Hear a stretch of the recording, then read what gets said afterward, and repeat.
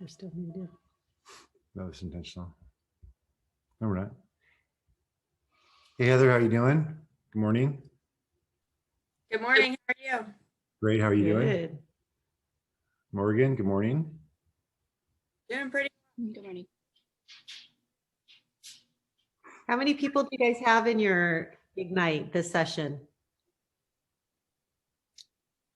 Generally, we tend to have around 10-ish join us. Oh, And it switches out. Yeah. okay, Great. good. We'll get started in a minute.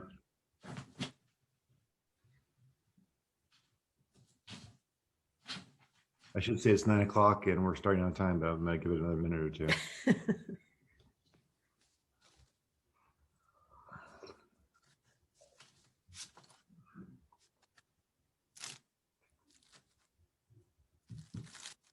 Emily's new name, is it Junko? How do you pronounce your name? Yes, you did. Actually, my husband also will be joining us a little bit later. He's in another call. What's his name? Ed. Ed, that's a little easier. Okay. Thank you. Thank you. We'll start in a minute. We'll wait for one more minute or so.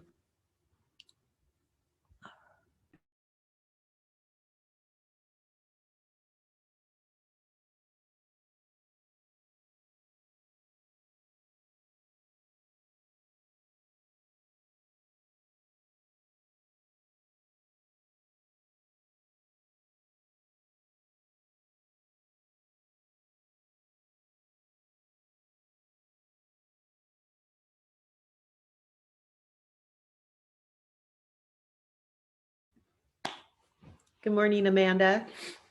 Good morning. Hi, Heather.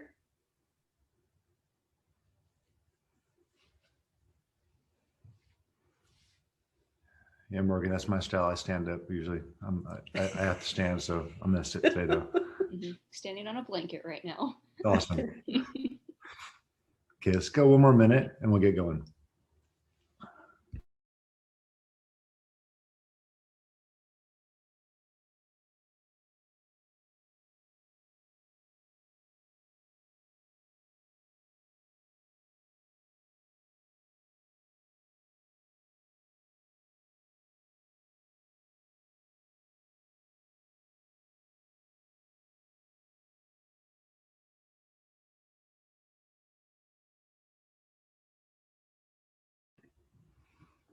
Okay, guys, we're going to kick it off at 9:03.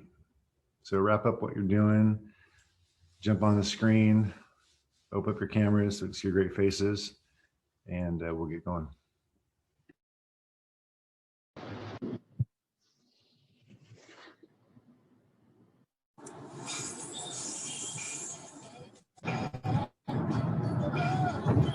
Morning, Lake. How you doing? Good morning. Thank you for joining. Doing great. Great to join us. If you're in your car or not talking, just mute your phone, please. Thank you. Good morning. And if you're in your car, please don't pull over, do any exercises. I mean, just keep driving. You can listen. It's fine.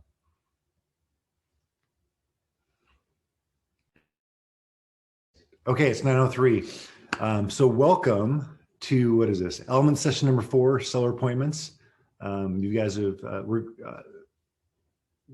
you guys had some background in sellers, working with sellers. So this is about selling the, working on the seller pre-qualification all the way to the seller appointment. Now, my name is Chad, and it's my wife, Teresa, and we're Chad and Teresa Gelser from the Gelser Home Team. We do a background on our team. Sure. So I started about 6 years ago. Is that right? Or 7? And 7 you now. joined 6? Yeah. Okay, somewhere around 6 or 7 years. Before that, I was an appraiser, residential appraiser, and owned my own company doing that for quite a few years. Then we got into real estate. Chad joined me, and now we have 2 ISAs that work with us, 2 full-time admin, and a total of 6 agents, including Chad and I. So my background is actually from Amazon. So I was Amazon for 16 years, ran global development worldwide, and just missed my family. So I actually had my license in 2005. I've studied real estate since 2005. I read Gary Keller's book, the MREA, probably once a year since then. So I know it well, and that's how we build our business. So that's kind of how we are. And then our agents we have right now, Teresa talked about, we have 4 besides us, and they started from scratch and then joined our team, and they're gradually growing their careers as well. So a total team of 10, and you guys are free to ask us questions as we go through this. What we're going to do is follow the syllabus, we'll follow the slides, we'll go through what we have in front of us, but we're free to answer questions you guys have that are just outside of that as well. Okay, fair enough. You guys want to, I'm going to call your name really quick because we want to get a little bit of information about you. So I'm going to call your name, and then just give me how long you've been in real estate, and how many transactions you've done. Okay. So I'm just going to call your name, unmute yourself, and just give me a quick little 30-second, this is who I am. Heather, you're up. Hey, my name's Heather. Hopefully you're calling on me and not the other Heather that I see down there. But Heather, doing it in a second. Yeah, good. I have been in real estate just only about 3 months. I'm brand new, and I'm currently just trying to transition from my nursing career. And 0 transactions so far. Well, You know the Thank cool you. thing, we all heard it 0. we did. Okay, Heather too. So we're almost the same story, except for I didn't do nursing. Been in real estate about 3 months, and I'm hoping for my first transaction any day now. Great. Good. Okay, Morgan. A few weeks and 0. Great. Okay. It's almost like a heart. I love it. Yeah, it's great. 0. Junko. Okay, so I have been actually I worked for Redfin as an associate agent, like showing agent for a couple of years, and I switched to Keller Williams a month ago, and my husband joined about 3 months earlier, and we work as a team. Then I think we've been working on one of the buyers right now, and then we made an offer, but we got rejected. So we are going through. But for me, myself, because as a showing agent before, this is my first kind of new. Great. Too. Great. So you know the mechanics of actually doing showing, you know the mechanics of working with buyers. Kind of, yes. That's a good start. Well, let's get you going.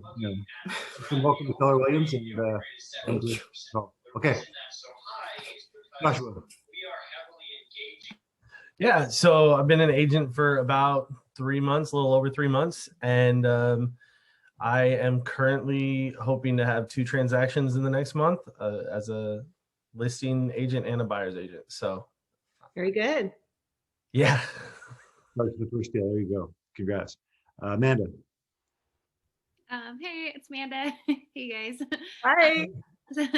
So I've just been an agent for just under 3 months, and I'm 0 as well. Okay, great. Emily. Hey, I actually just went through the onboarding process yesterday, so I kind of got thrown into this class a little early, but it's been great. So 0 transactions in Washington, over in Minnesota as a realtor, and I have no idea how many transactions, over 100 as a realtor over there for 7 years. So the forms here are brand new, and all the training, all the computer, everything's brand new to me over here, but I have some real estate under my belt. And for the rest of you guys, the forms and all that kind of stuff, that's great. The big part about real estate is if you can create those relationships and keep them and nurture them, that is the key. The rest of the stuff you guys are going to learn over time. So Emily, don't worry about it. You got it. Who did I miss? I missed the, oh no, I don't want Kylan to take a breath. He's underwater. Hey, go ahead. If you can speak underwater, please introduce yourself. Unmute yourself first. Yeah, I can speak underwater. Nice. I just started in November. I had my first closing a week ago, and I just submitted an offer for some vacant land just a little bit ago. Very good. Way to go. Thank you. Susan, on the iPhone. Hi, sorry, I'm driving. Just a quick introduction. How long you been in real estate? I've been in real estate in February, it'll be a year now, and then I've done about 6 or 7 transactions. Good for you. Thank you, and I actually capped on my last transaction, so. Well done. Oh, okay. got it, girl. So drive careful. You're probably just trying to finish it for your night. Drive careful. And, just don't watch the slides long. We're going to talk about it, okay? Esther? Sorry, I'm at the dentist with my kids. I started in March, but I've had 0 transactions. Okay, prove it. Are you getting your cavities filled right now? Can you show me a picture of the dentist? Hopefully they don't have cavities. Okay, good job. Okay, well, welcome everybody. So again, unmute yourself if you have questions, or you can just raise your hand and we'll pause and we'll stop talking. Sound fair? We have 2 hours. We actually have an hour, 50 minutes right now, 1 hour and 50 minutes to finish the class. And what we're going to do is we're going to go right through it. We're not going to take a break. We're just going to go right through it and see if you have questions at the end. Okay. So what we're going to do is probably alternate ordering. Yeah, it's fine. Or after, it's fine too. Okay. We're flexible. And by the way, it's kind of funny. You guys all have about 3 months. Teresa and I actually started. I started in November as well. And then in 2016, we were actually rookies of the year for the Northwest. So it was kind of a cool thing. And then we just, growing a team is natural because you want to have people around you that make it more fun. And that's what we did. Okay. So we will cover the pre-listing kind of prep work you're going to do all the way to the listing presentation itself, and then to the listing appointment. And the slides don't have a lot of detail about some of these things, so I can talk and we can just discuss what we've gone through and what we do typically. And then all the materials you guys have, I think, are in your toolkits or in your packets you guys already have. If you don't, I'm going to pull up some documents. So I'll switch our screen a little bit. I'll share some documents. I'll share the presentation, and then I'll flip and I'll show the documents that I'm talking about. And then you guys can go back and look at those documents on your own. And don't worry about it. You're not going to get it all the first time, but at least you have a great base of documents.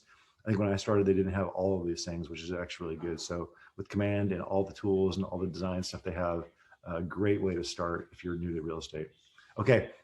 So you're going to share your screen? So I'm going to share my screen. I'm going to pull the slides up, so hold tight.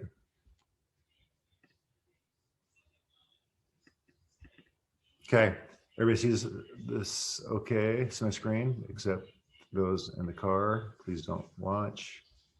Makes me super nervous. I'm like, I can't not look at something if I'm on my phone. Like, so I have my phone away from me because I'll look. All right, here we go. And one more thing. And we can't see everybody on the side of our computer. So if you have a question, just unmute yourself and shout it out, because we won't be able to see them raise their hand. Yeah, we'll glance unless through, they're yeah. one of the 4 boxes. Yeah. Okay. So like I said, we're going to talk about what sellers really want.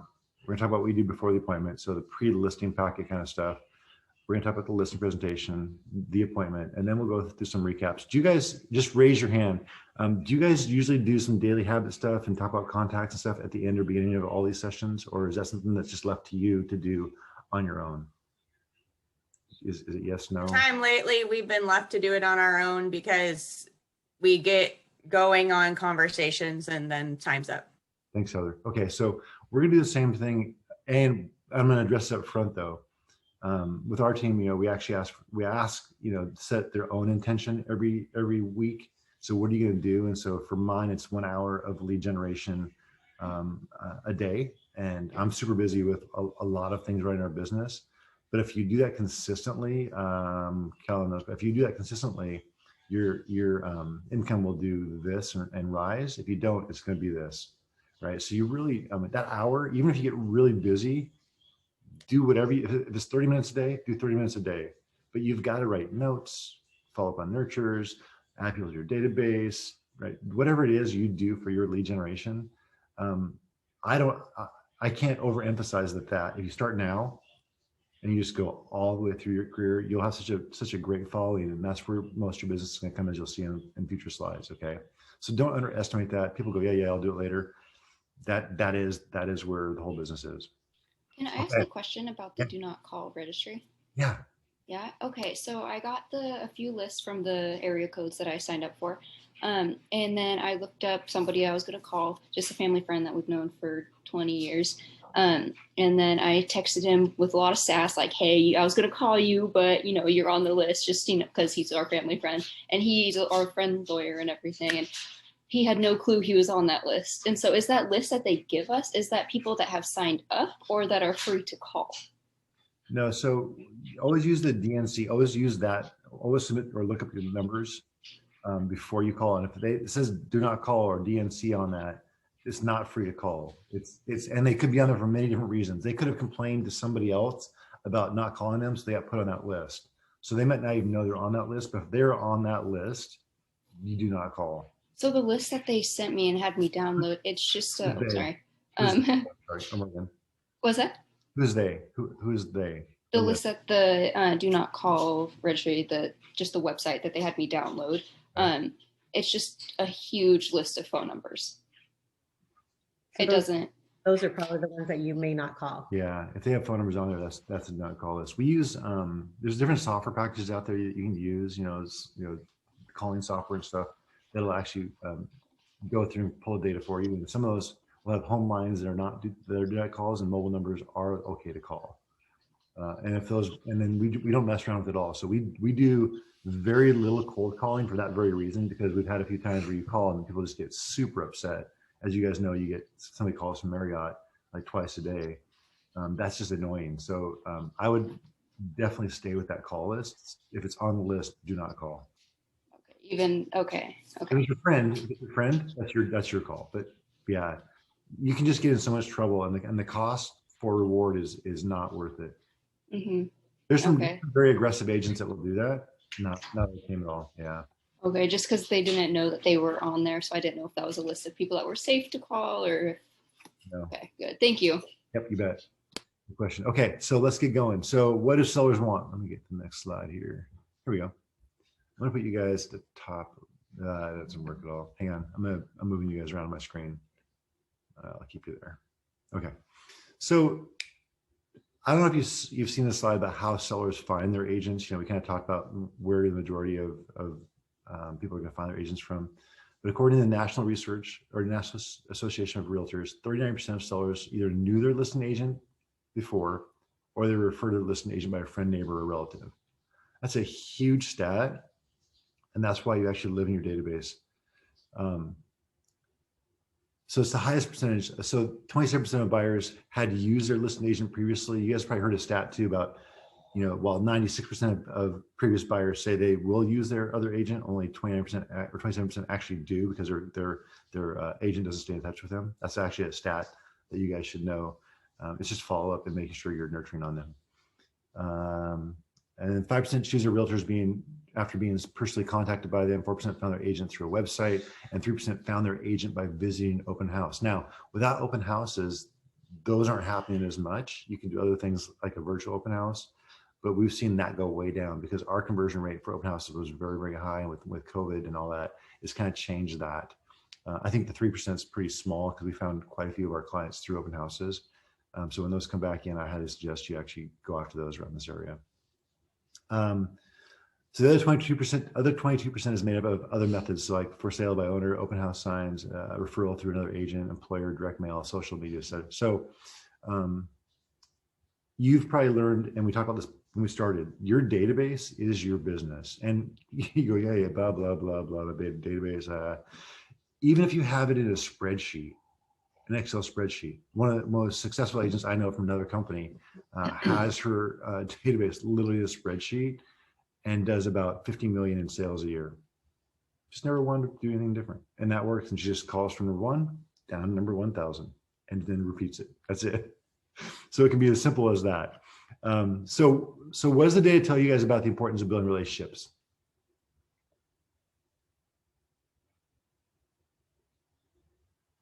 No ahas?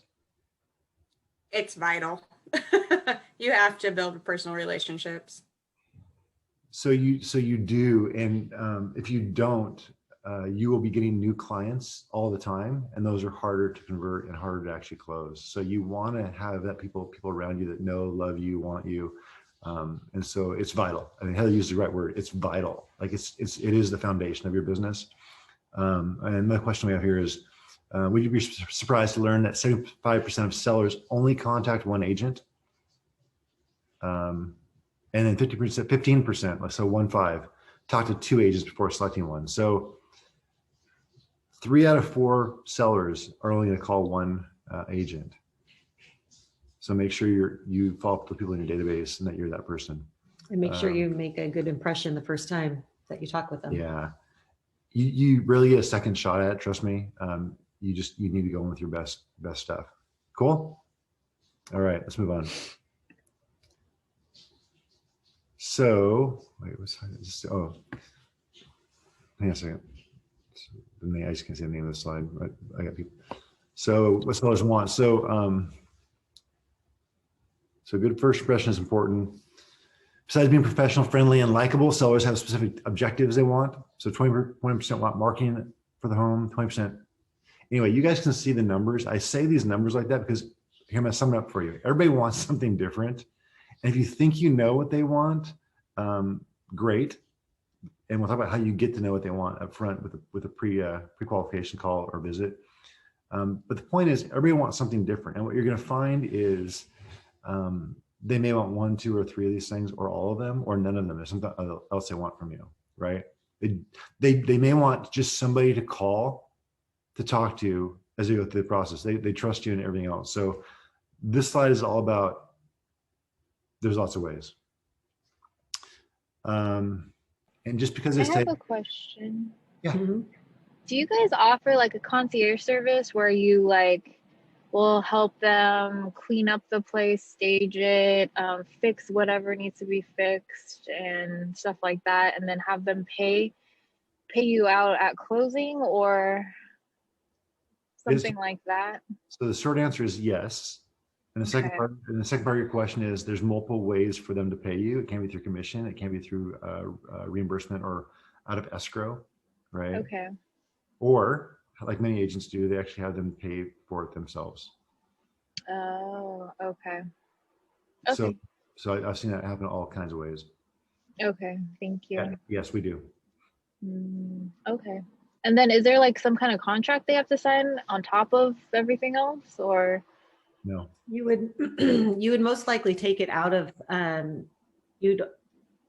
so like the repairs, you have them pay for them, you know, if you're fixing something up, because you don't want to be a general contractor. That's not your job.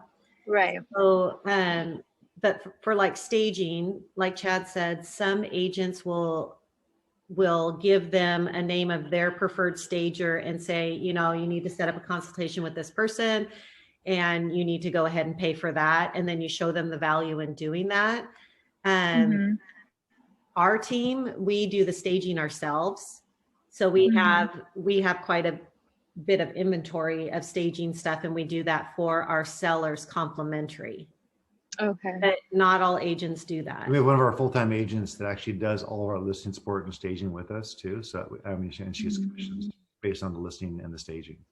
So it's our business model, and we think we do it. We like to do that because not every house needs to have $5,000 or $4,000 of staging furniture. So. Right. Because I lost the listing because she wanted, she just wanted to move all her stuff that she wanted and move out, and then just leave everything and have somebody clean up, get rid of all the furniture, like everything. And you're going to find, and this is for everybody, so you're going to find that their sellers want all kinds of things. The range is massive. And what we've done is over time, we've added little things that we will do. So we know what we will and what we won't do. And when it comes to general contractors, I'll help find the providers, because we have some providers we use, but they'll pay the contractor directly. So you make sure you're careful as a licensee. You can't be the general contractor. You can't coordinate that contractor going on site, making the repair, fixing it, unless you have a separate kind of contracting license. It's really dangerous because now you're outside of your legal rights. Now, if you have a general contracting license too, then you can actually have another business to do that. That's the way I would do it. Okay, got it. Okay, thank you. And then there's things that I'll do for free. Like I'll go and I'll buy certain things. Like I'll have all the smoke detectors replaced in the house. But I mean, I might do it, right? Right. So really what you want to do. Yep. You guys have heard of the iBuyer program as well. So the iBuyer program is where companies come in and they say, hey, I'll give you $200,000 cash today for your house, and it's a $350,000 house, right? So they say, I'll give you cash, or we can sell it at the regular price. Well, people are usually going to sell at the regular price. But the iBuyer program is a good deal for agents, is that if you can afford to buy homes, then you can buy them at a discount, fix them up, flip them yourself. And we're thinking about just starting something. Are those cash payments or all cash? Well, you the agent, fund it however best you can. Okay. That's a whole other business. It's pretty advanced, but those are some of the things that people can do for services that they're, like you said, some people want everything done with their house. They can't do anything. I think I worked with one seller for 6 months, getting different people to walk through and finally to get all the things out of their house. And then the last weekend, literally I was up there just helping them clean, fix, change light bulbs, get the last stuff out, get the yard, just the little stuff, right? And guide them every week. I'd walk up there and talk about the next steps because they just need to do it very slow. So it's based on what your clients need. Okay, thank How busy you are. Okay, so let's go to the next. Any questions on this slide? Am I going too fast? Is it about right? Thumbs up if we're okay. Okay, you want me to go faster? I can talk very fast. Okay, let's go. So the process to a listing, and I'll talk about this at a high level, and then we'll come back and talk about it at a lower level. So what do you guys know right now of processing, converting a lead to a listing? Do you guys all feel comfortable converting a lead to a listing? And you guys can show me your hands now. If you feel like you know it, you get the process down. If you've done one, you may not. Kylie, I know you've already done one. Like I've done hundreds, and I still, we have a system that does it when we follow a process. Let me lay out the high level process here first, and then you guys can fill in the gaps as we go. So the first thing that I do on a listing is really a pre-listing questionnaire. And this can be in person, this can be on the phone, and today it can be via a Zoom call. And I love Zoom calls because it's just much more interactive. A phone call, you can't tell what their face is doing. Like, I am watching you guys, I'm seeing who's paying attention, I'm seeing who's like, it was boring. So we do like check in, and you have good feedback that way. So pre-listing questionnaire is huge, and I'll show you, we'll cover that in a second.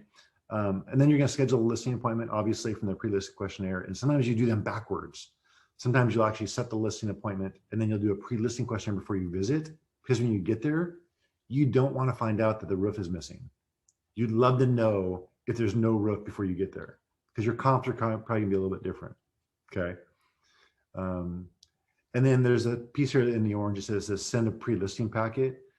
We've done that maybe once, and it's via email. It's not our thing, because we know what people will do typically is just that, yeah, thanks. And it goes, some people will do gift baskets, and they'll do a big old, you'll hear all these things at family reunion, like they'll have a gift basket and all these things inside and the papers to review, and nobody has time. They don't.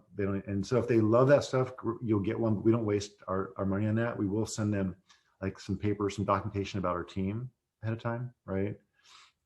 And then the listing presentation will cover how to create that.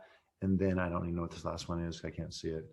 The home walkthrough, and I'll walk through the listing appointment and how I do one. And I'll talk about how I do one before COVID, virtual, and how I do a virtual one. So that may be helpful for you guys. Did I miss anything there? No. Okay. Yeah. Okay. So before the appointment, this is what I'm working on still after 6 years. I'm older than 30 years old, right? So my whole life, it's about listening more than talking. And while you want to sell yourself in this pre-listing questionnaire about all the great stuff and how wonderful you are, and that you've done 2 deals and that you've done 1,000 of them in Minnesota or whatever it is, they don't care really. What they want you to do is they want to know that they're being listened to. So if you do nothing in the pre-listing questionnaire, but ask a bunch of just crazy questions, but you really listen, that's what's going to come across. So that's what I tell you to focus on. And then as you're talking to those, was this your slide? It was, yeah. But So, no, you're doing a I'll have great you job. transition, You go ahead. I'll have you talk about the different types. Okay. But you're really going to do more listening, right? So that's the bottom line. And I think that's key in the listing presentation as well. So Teresa's going to cover the next set of this. This slides go. Okay, so in Spark, it sounds like you guys have identified the A's, B's, and C sellers. Is that correct? Okay, who can tell me what a C seller is?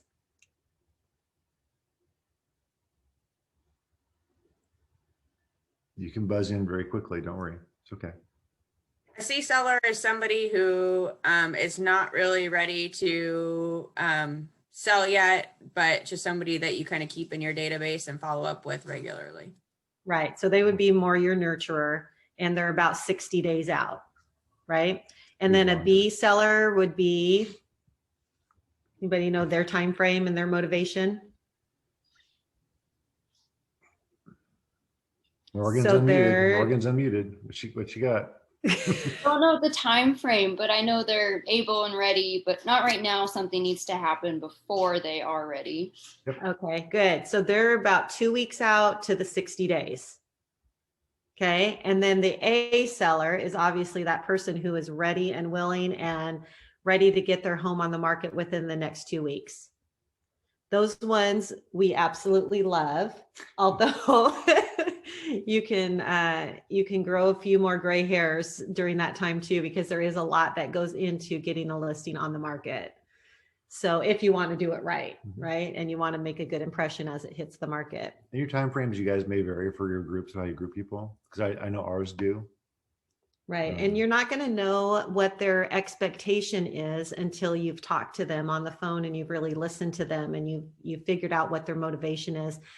And just know that because they come to you as like an A seller, it can very quickly turn into a B seller. You know, after the time that you get to their house and you start walking through their house and you're seeing all of these things that may need to be repaired prior to them getting on the market, that motivation, that expectation can change once you actually see the house in person. Yeah, so just know that too. Yeah.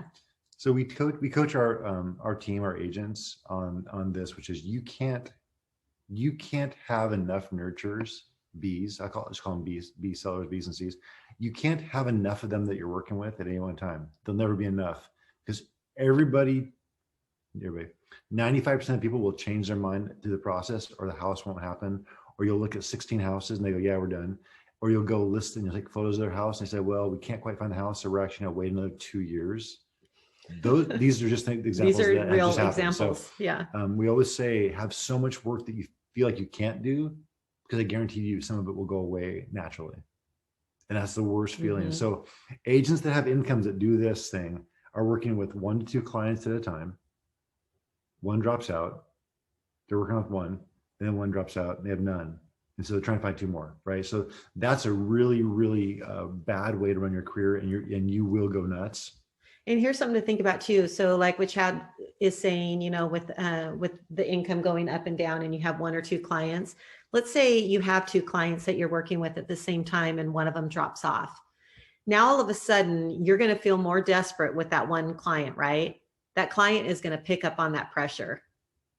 They're going to pick up on your stress. They're going to pick up on the fact that, oh my God, I can't lose you. You're my only client I have right now. And that's not going to be a good experience on the other side for them. So keep that in mind too. Okay. Okay. So as far as you've made the pre-qualifying call, you've listened more than you've talked, you've asked lots of questions, you know what their motivation is, you know what their expectations are. You've come to an agreement on that. That's when we have the pre-listing packet that Chad was talking about that we don't necessarily do with our team, but there are agents out there that do. And Chad has a copy of that he can show you on his screen. He can pull that up. Yeah, but there's 3 critical rules as he's pulling that up. There's 3 critical rules that the pre-listing packet, if you choose to use one, can play. And that is you state your value in that pre-listing packet. And it's pre-selling, so it builds the seller's confidence and answers questions in advance of the presentation. And then it saves you time. So the pre-listing packet tackles common obstacles to make the consultation shorter and smoother. So this is the one they have loaded in your toolkit, you guys. If you don't have a pre-listing packet, this one's just fine. I would change it to be you. So we have our own values and we have our own mission, and we have the own things we talk about with our own sellers about our team. But as everything that you get from Keller Williams and all the things you get from Command, just make a few modifications. And if you have nothing to use something like this and then build it and make it your own. Don't get fancy. I really, I'm guilty of being fancy first, and it doesn't even pay off. It's kind of to waste your time. But this has about 8 pages, and it's a great little highlight of what you're going to talk about when you get there. And then here's the questions for them, right? So you want your seller to fill this out prior to your visit. And then you guys can discuss it at the appointment. And I'll do something on a listing appointment. If I don't do a pre-qual, I'll actually do the pre-qual at the listing appointment. So just start the conversation out about them. And that's a good way to go. And then a little bit about us at the end. Okay. So you can customize this as much as you want, but again, it's in your toolkit. I forget what it's, hang on, I'll tell you guys in a second. It's labeled, I just changed this to,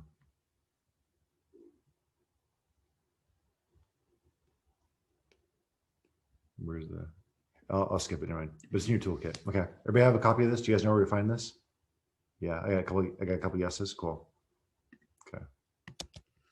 So as you think about actually showing up now to your listing appointment, what are some of the objections that you think that you're going to come across?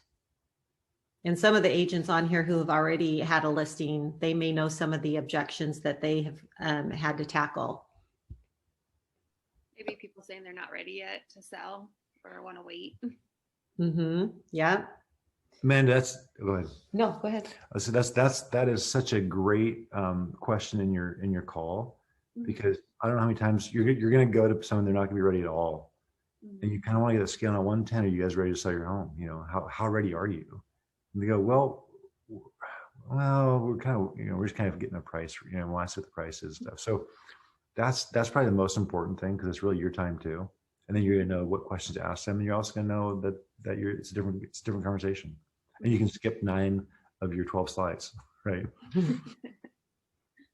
Okay, what other objections might you hear?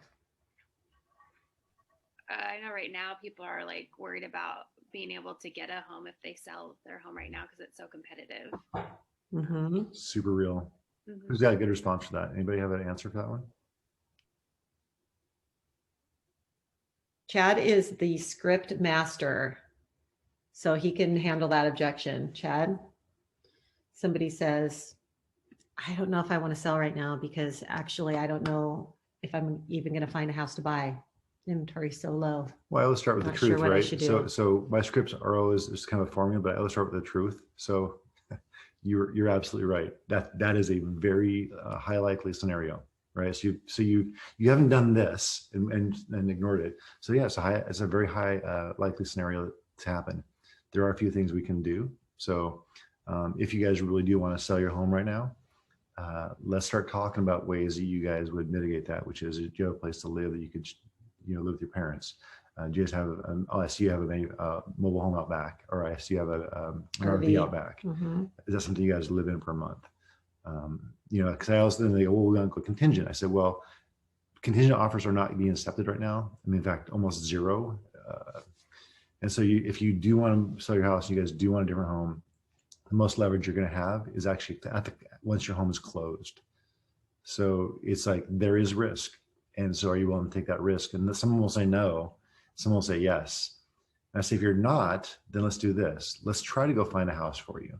Let's go look and we'll put a contingent offer in. And if that doesn't work a few times, then let's readdress and see if you guys are more open now to selling your house first, right? So I have some buyers right now that are staying in an Airbnb. We're closing on their house and they're staying in an Airbnb right now until their house closes. And then we're going to get out there.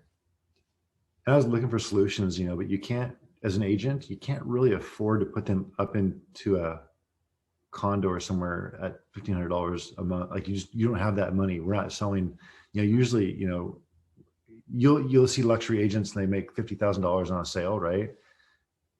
Well, they're spending $10,000 to stage it. And then, if you start offering those things like that, the $10,000 that we get on commission goes very, very fast. So you can't do those kinds of things. So I just try to be honest with my scripts, and it's not a script. It's just like, that is a reality. And then I help brainstorm with them and some of the things and then I share some of the stories that we've done in the past.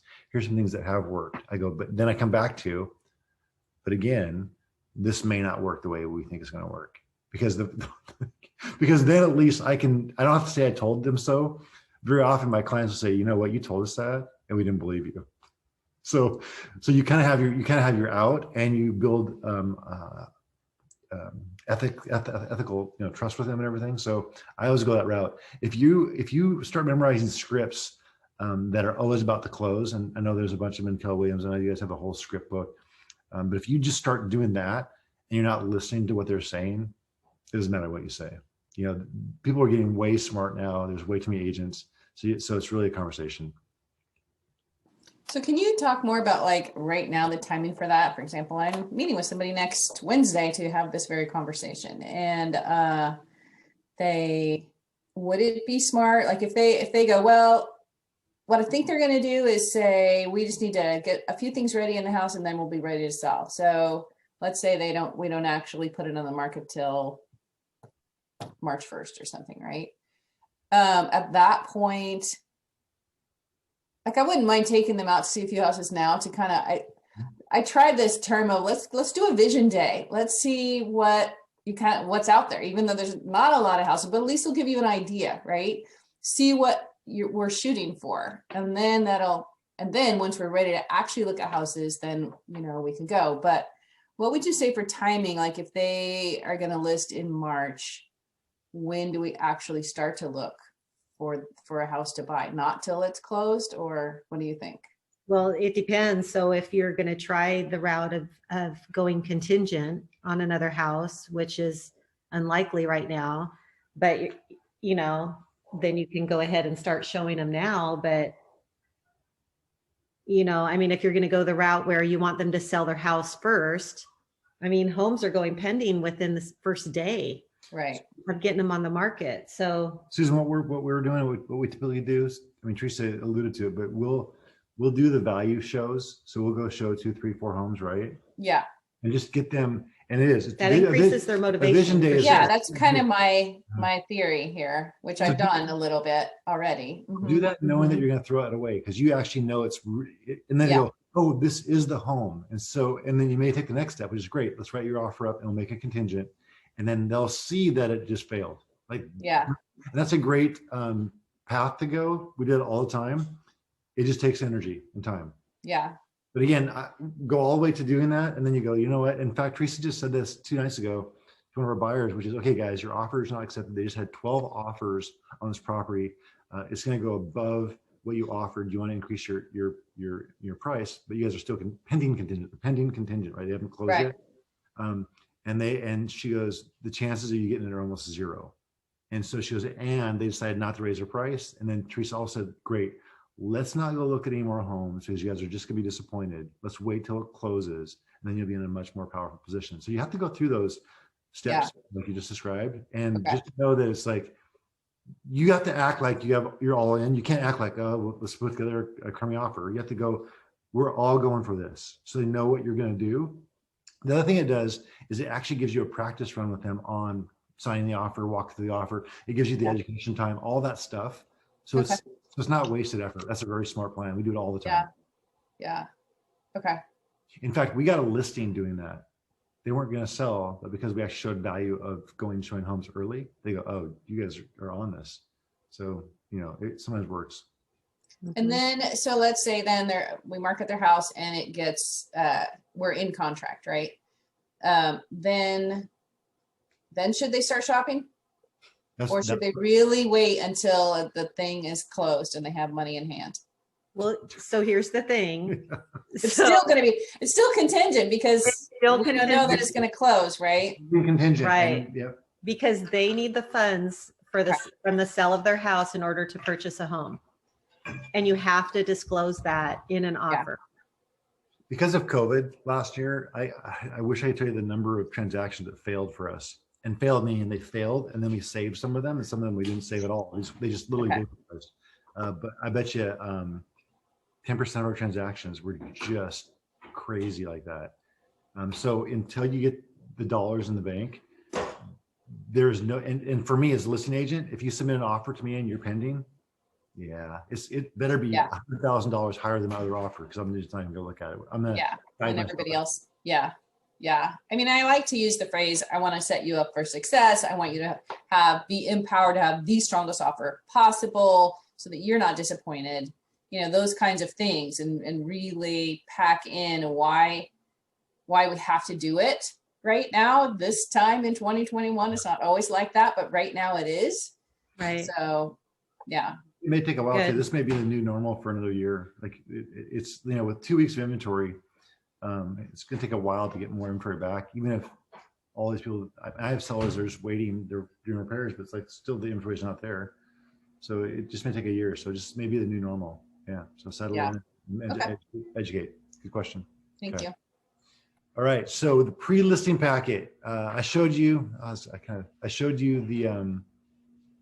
Did I show? Yeah, I showed you that, right? I showed you that. Okay. Yeah. So you guys have that. Now the listing presentation. Does everybody have a listing presentation? It's great. So I can show you something of value that maybe you guys can get a head start on. This is good. Okay. So I'm going to show you where to find that in Command, and I'm going to walk through it a little bit with you. But more, my whole goal here is just to point you to how to find it and then how to make it your own. Okay. And we can talk a little bit about how to present it. All right. So I'm going to switch screens with me. Ready? I'm going to share my browser. And it's somewhere And here. it's funny, don't you find, Chad, that you get to the listing appointment and some sellers just really don't even care about a listing presentation? They just want to cut to the chase. Yeah, you really got to listen to what they want, right? I don't know where I even am. You have so many different personalities out there. Some people are going to want to see this whole presentation, and some are like, okay, where do I sign? You will I'm ready. You will have done all this work, and Yeah. they're gonna say, just show me the comps. And you're like, But you want to show your value. Yeah. You want to show, you know, who you are. Okay, so everybody knows how to get to their command, agent dot what? KW.com. Is that how you? Yep. Right. So everybody, is there anybody that does not know how to do that? You guys should all, even day one, even Emily from Minnesota. Yeah. That's awesome. Okay. So if you haven't this, go, you guys see my screen. Okay. Right. So I'm in command, all this widgets here. You're going to go down to the designer here. Just click on design. Little paintbrush. And then what you're going to do is go over to the plus side on the bottom right. And for this time, I'm going to do a print, but you can do however you want to do it. We're going to do print. I'm going to hit next. And it's going to pull up some templates for us.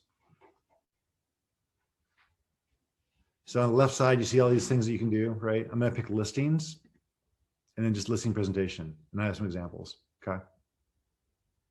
I'm going to pick this one right here. Let's just use this one. Everybody with me? Okay. Can I ask, do you guys generally use Command to design your listing presentations, or do you use something else like Canva or something along those lines? Yeah, Heather, you can use whatever you want. And no, we don't use this. We have a director of marketing. He does all of our stuff for us. He's one of our full-time admin. And to tell you more, we are not fully into Command because we're a team, and it's a little more complex because how teams interact and how leads are passed around. And so we're in Command halfway. So from opportunities on, we're all in. And some of our marketing we've tried this way, but our database is not in here. So for you as a single agent or as a husband and wife, this is a great place to start because they're making it better, like literally every day. And as I go into here and see designs, I see some ideas I like. So we'll take them out and we'll play with them. But yeah, Canva is great. We'll even, for virtual, so this is maybe a physical listing presentation to print out. For the web, we just created a PowerPoint that actually works even better, or Canva. I mean, or there's all kinds of software that does it for you, like flip pages with like a magazine. It's just your style. We found that PowerPoint works really well on Zoom calls. So we'll do the PowerPoint and we'll talk through it, and then I can flip screens and talk about some other things. But that's how we use it. But again, you guys, if you want to use anything else, use it. But there's some great flows in here. And I would pull the best out of everything. You know, R&D is what you guys hear a lot about is rip off and delete, rip off and duplicate, right? Not delete. But it's just like find what works for you and your style. I saw some of the stuff, I go, oh my gosh, we don't even do that. I go, we should do this. But again, it's a balance between what do your clients want and what do you want to talk about? You know, I have yet to see a client want to sit through a 2-hour presentation that goes through every slide. They're just like, But you can customize these too. Yeah. You could put your brand in there and your logo in there and create it so it looks like it's all you. Yep, totally. And Keller Williams always tells you, when you're first starting out, use their statistics since you're starting with 0. Use their slides. So use our office's, statistics. Just like our agents, when we hire agents, we have them use our team statistics. So it looks like they're experienced and, and they have a team behind them. And they have over 100 5-star reviews, all that kind of stuff, right? So you use those stats.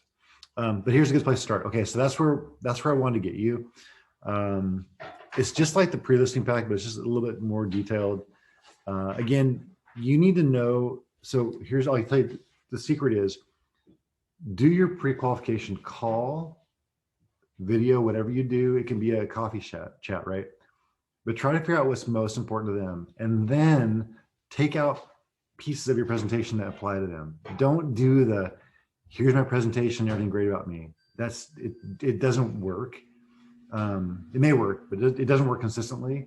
What works is, are you getting that type of personality? And I don't know if you guys have done the DISC profiles. I know you guys all did it when you joined KW, probably your own. But I'll do a quick DISC assessment when I'm talking to somebody, or when I just meet them for the first time, or even the first 5 minutes of the presentation at their house.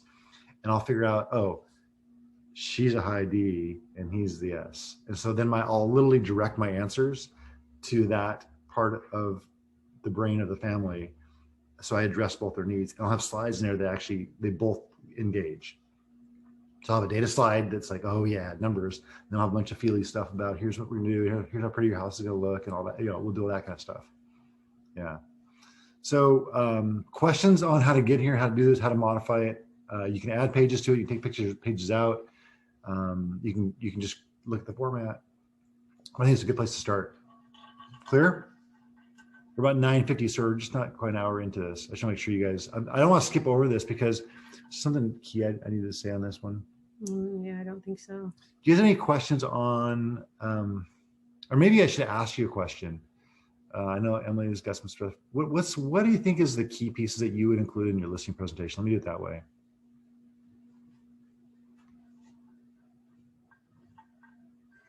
Comps. Okay, comps, great. And Kylan, what I do is I'll have my main presentation, and then I'll actually flip screens when I'm using a webinar or when I'm using Zoom or whatever I'm using, and I'll just go to the comps page as well. If you guys aren't using Cloud CMA, use that. It's pretty good for comps and pull them in. You can also do a live version of it. And Keller Williams pays for that for us. Yeah. And I was going to say, do you guys use the live, where you send them an email and they actually go through it instead of like printing it out? It looks a little better. Yeah, I do. I use live. Yeah. And you get access through the MLS on that one, correct? You just go from right from MLS, add that button, Cloud CMA, it just goes right there. Yeah. And then the key is, are you picking the right comps? So know your tools, but yeah, live is outstanding. And it's funny, it's not funny, because we're doing more online stuff. I mean, I'll go to people's houses, I'll meet them, and then I'll come back and give them a Zoom call and we'll talk about the presentation and comps right now. I've seen the house. And that seems to even work better because you actually have more attention as opposed to being in their kitchen and there's just stuff going on, or kids are around, or it's like, oh my gosh, and you're sharing a screen, or you're trying to show them it's just like being on the Zoom, you actually control what they see, what's in front of their eyes.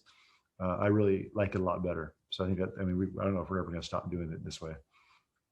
And the other thing too, like what Chad's saying is, we'll go do the walkthrough and then he'll do the pricing. So he'll show the sellers some of the comparables while we're there, but then he'll come back, he'll say, well, now that I've seen your home, let me go back and do a little bit more homework and find some, because sometimes what happens is you're doing the pre-qual with the seller and they're telling you how beautiful their home is and all the updates they've done and this and that. And oh my gosh, it's at least worth $1 million.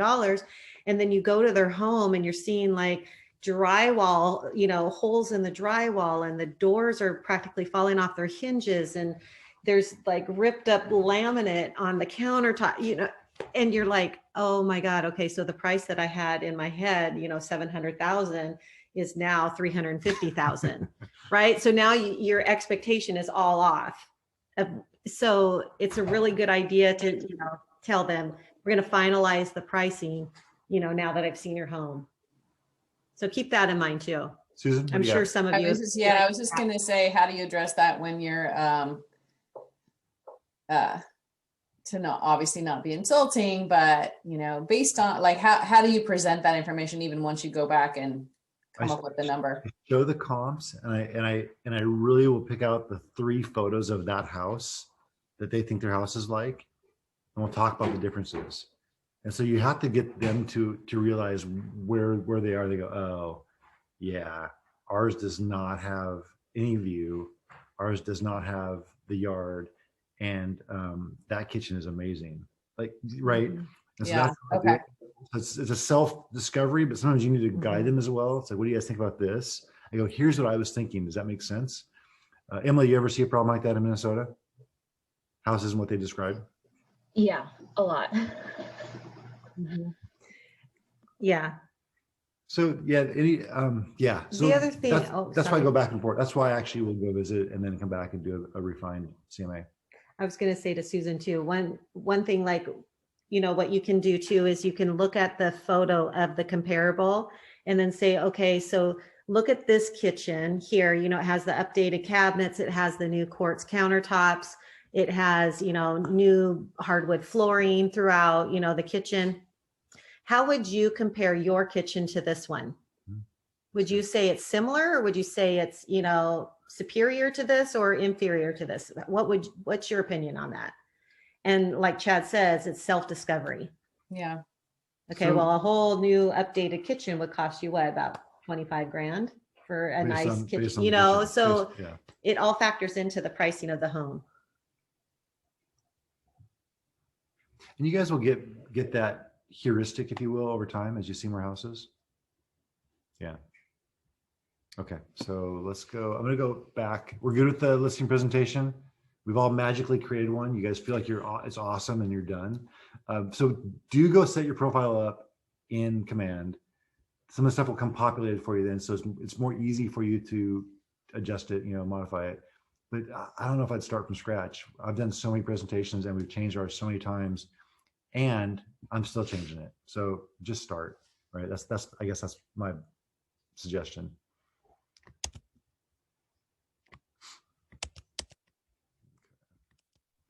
Is there, I don't know if we're going to address this. Is there any kind of agreement we can have them sign in advance of, because the listing agreement is like, we're going to list this house for this much money, right?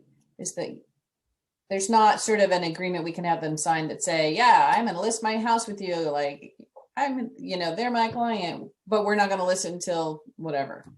Really isn't. Certainly, like a buyer's agreement is like, okay, I'm going to be your agent. Let's go find you a house. But in a listing, there's not really any sort of agreement, right? That says it's your listing agreement, right? Mhm. It shows the date you're going to go live and shows your commission, right? Is that form? Is that 21A? I can't remember. Your 1A. listing? It's Yeah. 1A. I think it's 1A. The exclusivity agreement. Yeah. That exists. But normally, like if you have a seller, but they're not ready to sell quite yet, I don't have them so signed. you don't sign anything with them until they're literally ready to sell. Some agents do, some don't. I personally do We don't. not, right? Okay. So here's my philosophy, and you guys can do whatever you want, is that if I'm not providing you enough value before we meet, why should you sign an agreement? Okay. Right? It's just my philosophy. And we do fine with that, and we have great feedback and reviews because of that. I need to earn their trust, and I understand that. Well, and then if they're not ready, then Chad just nurtures the heck out of them. Mhm. Yeah. Until they are ready. Just love and value and support. And I had 4 listings that were going to go live in October, November, 4, and 0 went live because literally, you name it, it happened to one of the 4 of them. And now I'm still working with them. So it's like you just keep nurturing and It's keep about their helping timing, not yours. and keep supporting them. And if you want to be a turn and burn agent, then just have them sign and get it listed fast and sold, and then just forget them as a client, right? So you have 2 choices. You can build a reputation up that's going to last for your lifetime, or you can have a sale. And we chose the former, right? Yep. Other questions on the listing presentation? You guys can ask anything. We'll keep going. And you guys can ask anything at the end. I think we're gonna have some time if we do. You guys can ask questions about anything. So we'll leave some Okay, I time. have more questions. How often do you feel like people are interviewing multiple agents, or is it just like you've created something and the conversation keeps going and so you are the only one they're thinking of? Like, what do you think is the balance? I have a simple answer for you. You ready? It doesn't matter. No, assume you're always going against another agent. Assume what? Assume you're always competing with Okay. another agent. Always assume that. And I tell you that not because I read it somewhere, it's because I've felt it. So when you go in and you don't know that you're competing, and you are, your game's a little different, your follow-up's a little different. You may throw in a few more words, a couple of embedded commands that are a little different. You may use a little bit different language, you know, and you may be a little sharper because you're competing. And so now what I try to do is go in competing all the time, because you'll be shocked. Even people that you know that are close to you may not tell you that they actually talked to 3 other agents. Yeah. We actually just had that happen to us. And the good thing is that we just totally loved on them and did our system and process, and they actually chose us, and they may not have. So you're always competing. And then the other thing I guess I'll give you there is don't talk about the other agent, talk about you. Mm-hmm. Okay, we'll keep going, then we'll come back to more questions. Your needs come first. Oh, so in the listing presentation or in your pre-qualification or somewhere, if you guys don't have this, and I'm supposed to read these questions to you, so I will, your needs come first. So visualize your dream scenario for selling your home. And I'm talking to you, the seller, right? So what's the one thing that has to happen to make this dream scenario reality? How can I make that happen for you? Why is that important to you? Blah, blah, blah. You know, why is this so important to you? So you can put those in your own words. The point is that you're trying to ensure you understand what's important to the seller. And this is something I make sure I have in all your presentations. I make sure that's just how you start your conversations. I mean, I forget. Sometimes I get busy, and I'll try to streamline my presentation, and I only care about the client, but I haven't conveyed that in the way I ask questions. So it's a reminder for me constantly. Okay. You miss anything? Mm-mm. You good? Okay. So, what the hell? Hang on, I'm reading some notes here. Present. Oh. So this is presenting the listing presentation, right? Is that how we walk in there? Well, Hang on a second. Oh, sorry, guys. To pull one out. They've redone this, so I'm trying to. What I want to make sure is I cover the information I have here, but we'll tell you more. This is just some new stuff. Okay, so I can just talk about how we do it. Yeah, right? it would be going over a listing presentation. And we could talk about what's the next slide. You know. Mm-hmm. Sorry, guys. Scripts. Okay. Handling. All right, so let's do this. How about if I walk you through a listing presentation that I give, both in person and then virtual? I'm not going to show you one. I'm just going to walk you through it, right? The steps I would take. Is that fair? And when I say listing presentation here, you'd insert your listing presentation. And then we walk through These are objections. I see. Then what's the next slide? Okay, we'll just go with this. This just seems like it's listing appointments right there. Yeah, so this one is there. All right, let's do this. So I kind of talked about the listing presentation, and again, we talked about the formats and how you format them and what you do with those. The order is really important. Start with them and then end with you. And as Colin said, make sure you include the market analysis in there somewhere in the middle, right? Because they're really going to know that. They also are going to want to know a price, and so if you don't have a price in mind, have a price range. I'll go off that. Mm-hmm. And then seller objections. Have you guys been practicing these objections? I can share a couple of these with you guys. There's some good ones. Do you want to just ask me about seller objections or what you've heard, and then I can help you with them? Or do you guys have some that you're struggling with? Or should I just pull some up and we can talk about some of them? I can do all of those things. Maybe you can start with some that you have, and then we can pull up some of our others as well. Okay. All right. So let me share my screen here. I have some here. Yeah, they're right here. Cool.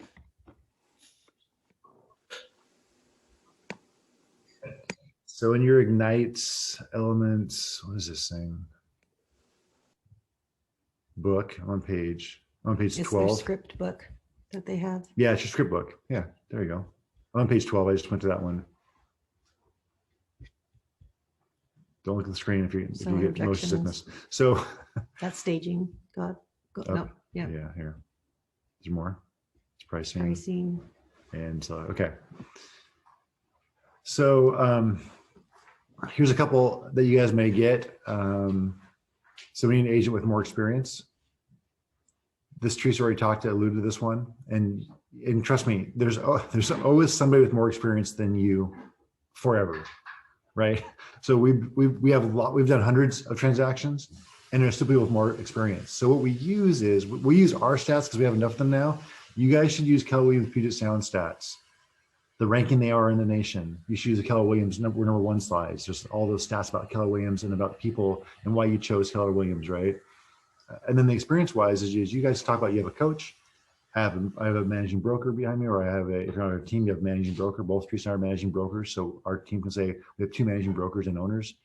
You can use designated broker you have, and you can also just talk about the number of sales that your branch has had, right? And they say something like, well, let's see. You can also just talk about the help you have. And that's what I lean on to, the numbers and then the help you have in your office. And then what we also do is you can also, if you have a coach, you can request your coach to help you with or be with you on those listing presentations. So we actually shadow all of our agents for their first, and I do for their first 10 listings, because it gives the seller a little more confidence, and then they can hear your scripts over and over again. It's really in the objection handling is how you become that confident agent. Questions? Can I keep going? Quick one on that one for shadowing and things. Are you able to do that like these days over Zoom, or are all these listing presentations, still in person, social distance outside or something, or what's the kind of mechanics these days? Ed, we do both. So if I go in person, I will go with my agent, and they just will introduce us like we are co-listing your home together, right? If it's via Zoom, we have a three-person call on Zoom. And I will have practiced with my agent, so let's say it's Michelle, before. She'll have a certain part where she'll jump in and talk a little bit. And as I transition, she just takes more and more and more of the presentation away from me. But the key is that it's her client. Maybe it's her personal, maybe it's her sphere of influence, maybe it's a new person she met. And I'll make it sound like it's a team. Like we have you covered. So Michelle and I always use Michelle and I, and then it's just a gradual discussion. I think Zoom is actually way better than in person, because Zoom, Zoom is, you kind of are all equally on the screen, whereas in person there's like you're usually closer to the seller, you're further away, so I like Zoom a lot for that. So you guys as new agents, you could easily have your designated broker, or I don't think John wants to do that. You could have your managing broker be on the call with you, and there's nothing bad with that. It's just how you introduce it. And then they feel better too, right? Some more confidence. Yeah. Okay. Good question. And then the second objection here you can talk about, you guys, is we need to think it over a little bit. We need to think it over. I hear a lot. And then what I revert to, I haven't read this yet, but what I revert to is I revert to questions. And I don't revert to questions on how do I get them to say yes. I just ask them questions about what do they need to think over. What can I help them answer? What questions do they still have? Is it about repairing their home? Do they need to talk to other agents? What is it that I can help them with, or what can I tell them about us that may help them understand the selling process better, right? So obviously, if you get this one, when you think it over, you did not pre-qualify, and that's usually where I stop myself, like, you totally could have found that out if you just asked a couple of questions when you pre-qualified them. And the second thing is you just didn't answer their questions in your listing presentation. So if you get this, you go, yep, I did not listen well, and I didn't answer the question. The goal for me is always to get to the end of the listing presentation and they have no questions. They say, great, that sounds good. When should we go live? What do we have to do? Right. That's my success bar. No, you guys will always hear this one. Another agent will charge less. So please don't be the agent that undervalues your services and charges less, because charging less just means that you're less valuable. And Chad, hang on a second. How long did that take you to believe that? Oh, probably 3 years. Right. So at the beginning, when you first get into real estate, you will do anything to get your first listing, even if it's discounting your commission. And discounting. So just so you know, discounting for me, I never went below 2%. And that was for a repeat customer. Right. Whereas I should have gone for 3%, right? Because I'm actually adding so much value. In our team, we add so much value and we do so much for that commission. Like we don't have them pay for anything, whatever we do. We command a higher commission now, and we get it. Could we run through maybe the headline of that real quick? Because obviously with my wife coming from Redfin and all the things that they do for their discounted commission, so we'll hear that a lot. And so what I'm wondering is, what's the headline statement or list? I think there was a 12-point marketing plan or something somewhere, but just something that's easy to say, hey, here's all the things that we're providing as value over and above, potentially what a discounted Redfin would do. Great question, Ed. Junko, great. Thank you for joining KW. Redfin's been a thorn in my side. But it made me create a slide for that, Ed, and it made me have an answer. So the answer is this. One is, you saw our 22-point marketing plan. And these are the 3 things that we do different than anybody else. That's one. And so you've shown the value of what you've done there. And then 2, I think this is the best thing I say. And I think this is maybe a gift for you guys. I don't know if it's valuable or not. But I always say, my answer to like when somebody goes, well, I can do it for 1% with Redfin. Well, I actually say, well, yeah, they also need to actually buy and sell your home to get that discount. And I understand the discount process, how it works.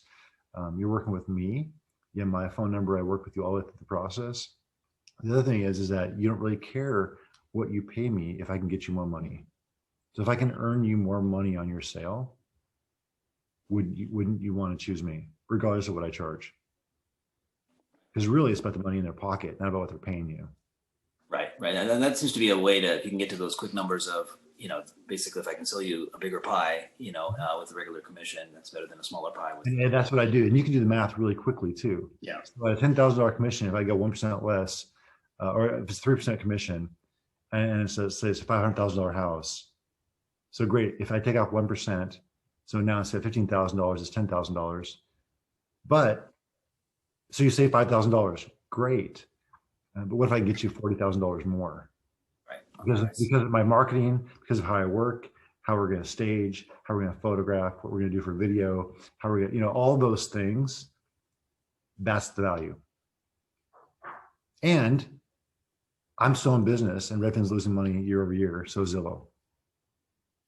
Right. So you can talk about one, and then I pull out, well, a third of my money, third of my commission is going to go towards marketing your home and making sure it gets sold.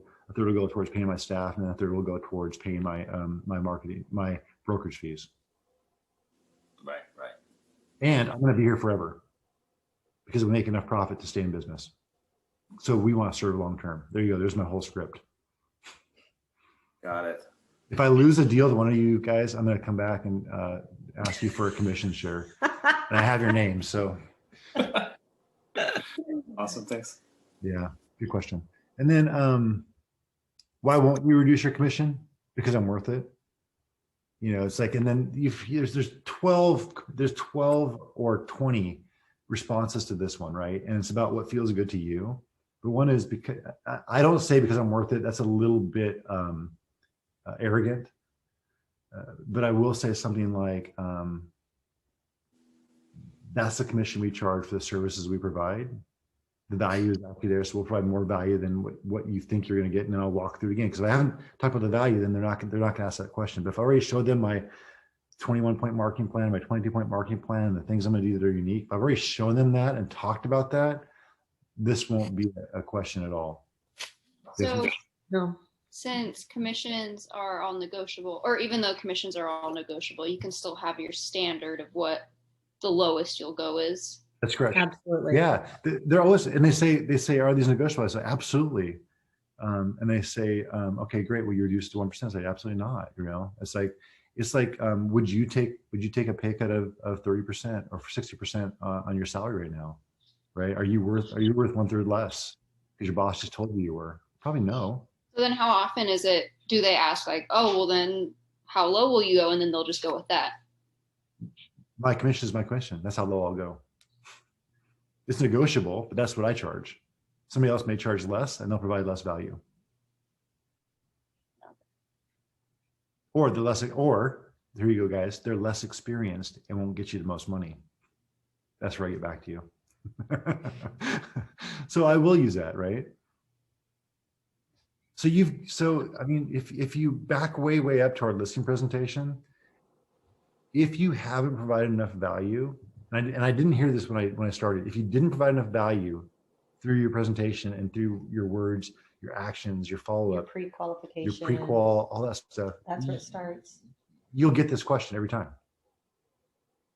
But if you provided value,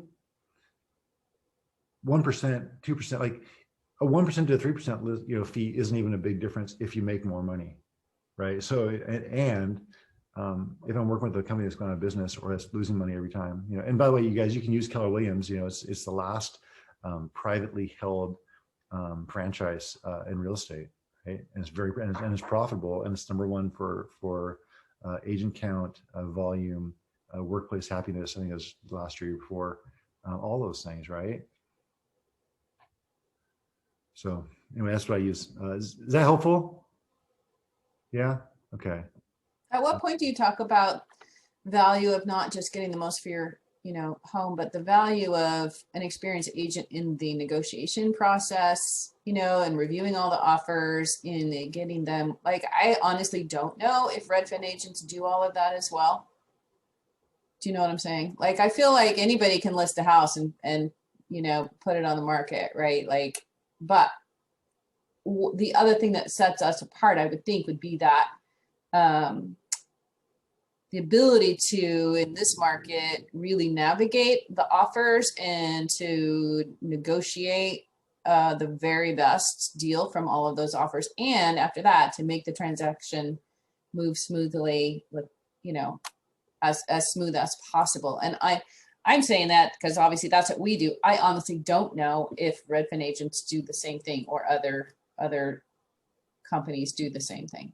So I don't talk about, okay, so two things, Susan. I don't talk about others, right? So I don't want to discount or bash or whatever. That seems like a really wrong way to come at it. We try not to do that. In fact, I have a slide that shows our value versus a discount brokerage. I just use a discount brokerage, and it was Redfin. But I try not to do that. And I do use exactly what you said, is I've shown the value throughout, and I've shown the things that we're going to do that are different. And I've shown that the hassle-free way that we're going to handle it. And you know what we also use? All of our reviews. So we have so much feedback on how our processes are amazing that you almost can't put a price on that. Because one thing is we actually help. 25 to 30% of all transactions we do, we typically do both sides of it because the other agent just cannot handle the problem. Right, our processes are that good, so we know when they're not doing their job. We know when we're behind, and we'll do the escrow and even the lenders. They're not all with it. So, yep, it's about value. So again, build up value. Yeah. Can you share your slides, your presentations with us? My listing presentation? Yeah. No. Okay, that's cool. It's because it's exactly what you have outlined there. Okay. It's just with our terms. And so I think I would not do it because it would look the same. Okay. Yeah. I knew somebody was going to ask for that, and everybody shares everything. And I think I could share with you maybe one of my older ones. I'm still working on my new one. That's probably why. You guys can send me an email, and if I get my new one to where it should be, I'll send you a copy of it. Thanks for asking, Susan. I was wondering too. But I basically answered all the questions you guys are just asking. That's all done.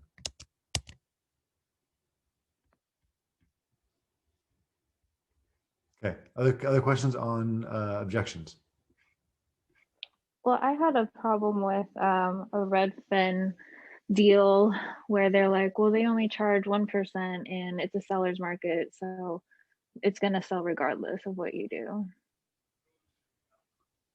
So that's true. So we'll sell regardless of what it'll always sell, right? Right. What you need to do is show that even though they'll get multiple offers, they may not be the experts at negotiation that you are. That's what Right. Susan was talking about, right? And Right. so there's where you want to have the conversation. Okay. And I usually say something like, anybody can sell your house. You can sell your own house, Right. but you can't get the best terms, have the best experience, and net the most money. Okay. Yeah, that's a real conversation, and I literally hit it like, yeah, anybody can sell your house, but you won't net the most money. And I think that was what you said was most important to you, right? And they go, yes. Right. Okay. I also remember you said you didn't want to have any hassles because last time you had a really bad experience, and that's what you also get from us. And they go, yeah. So see, I listened to what was important to them, and I repeat it back to them. Yeah. Okay. Thank you. It's tough. It is, and It is. It's like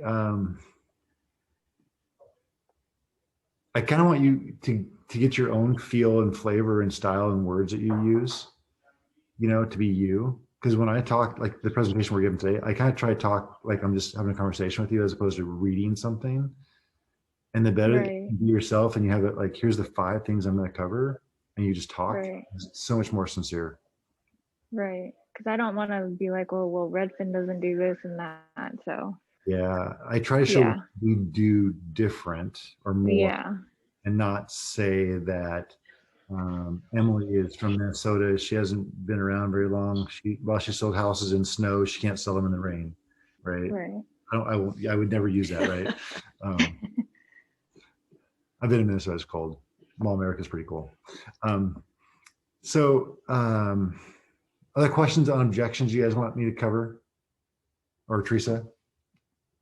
And Teresa's letting me talk more because she really focuses on our buyers and our buyer side, and I focus just on listings. I don't have patience for buyers. I don't have patience for sellers. Well, hey, I have one. Works out great. I have one there that you have right there, which is and I can tell stories about it, but on the pricing, right? Everyone wants to do what you said there in number 2 is price high and come down, and obviously better pricing strategy is to price slightly lower and go up. How do you get people there to believe that, especially when they say, oh, it's a seller's market, or whatever other things they say? I love that question. I was wondering if that was going to come up, Ed. Here's what I do. So you try to show them comparables, right? You show them the value. They go, but the market is going up every day, and my neighbor just sold theirs for $12 million, and mine's, and you're telling me mine's worth $1 million, right? And so you have that conversation for a while, and I've done this, and all of a sudden you're done, and you go, makes sense, and they go, yes, but we still want more money. Right. And so then what I say is this. I say, okay, let's have it. Let's do this. And I don't like doing this because you're going to end up getting less money with this plan. But here's a plan we can do. Let's agree to price it at your price for 7 days. If we don't get showings and we don't get an offer within the 7 days at your price, then we agree to price it at my price. Got it. Which is a reduction. And I'm warning you that we may not get my price now because it'll look like you're desperate to sell it. Right. So I have that conversation up front, and I hate doing that. And I've done it. I did it how many times last year? A couple times last year. Yeah. And you kicked yourself each time. And I wish I hadn't have. But the thing is, you cannot change somebody's mind if they go, no, we want 750. I go, your house is worth 660. I've got an idea though. Maybe you guys have this readily available. Is can we show some real examples? Like here's one that did what you want to do, and here's what happened, and here's one that did what I wanted to do, and here's what happened. You know what I mean? Like a real example, and show them the data. That'd be a good slide. I talk to the data. I don't ever show it. That's a really good idea. That's what I do. I tell the story, and I tell a real story. And also have the math available. Yeah, that'd be good. So you want to start here, and here's where we're going to reduce it to. And now you've lost all of these buyers that could have seen it and would have put in an offer, and it would have gone up to here versus, starting it here. And I show the same slides that you guys have. So hang on. We have slides. Yeah. Now, let me say something. While you're trying to find that. Yeah. The thing that helps with Chad and I is typically if he's doing a listing presentation by himself, I'll sit in with him. If he's doing it with one of our other agents, then they'll sit in with him. But it's helpful for me and Chad when I work strictly with the buyer side. I can give them examples as a buyer's agent. If I see a price reduction, this is what I tell my clients. Well, you know, now they're really motivated to sell. So here's how we can structure our offer. It looks different. That offer looks different than it would look if it just came on the market. And I know it's going to be a hot All right. home. So Susan, I'm sharing my slides with you. Here's my presentation. I pull a page. Here's page 23. Okay. I should actually do this in viewer mode. It's easier. Yeah, guys, sorry.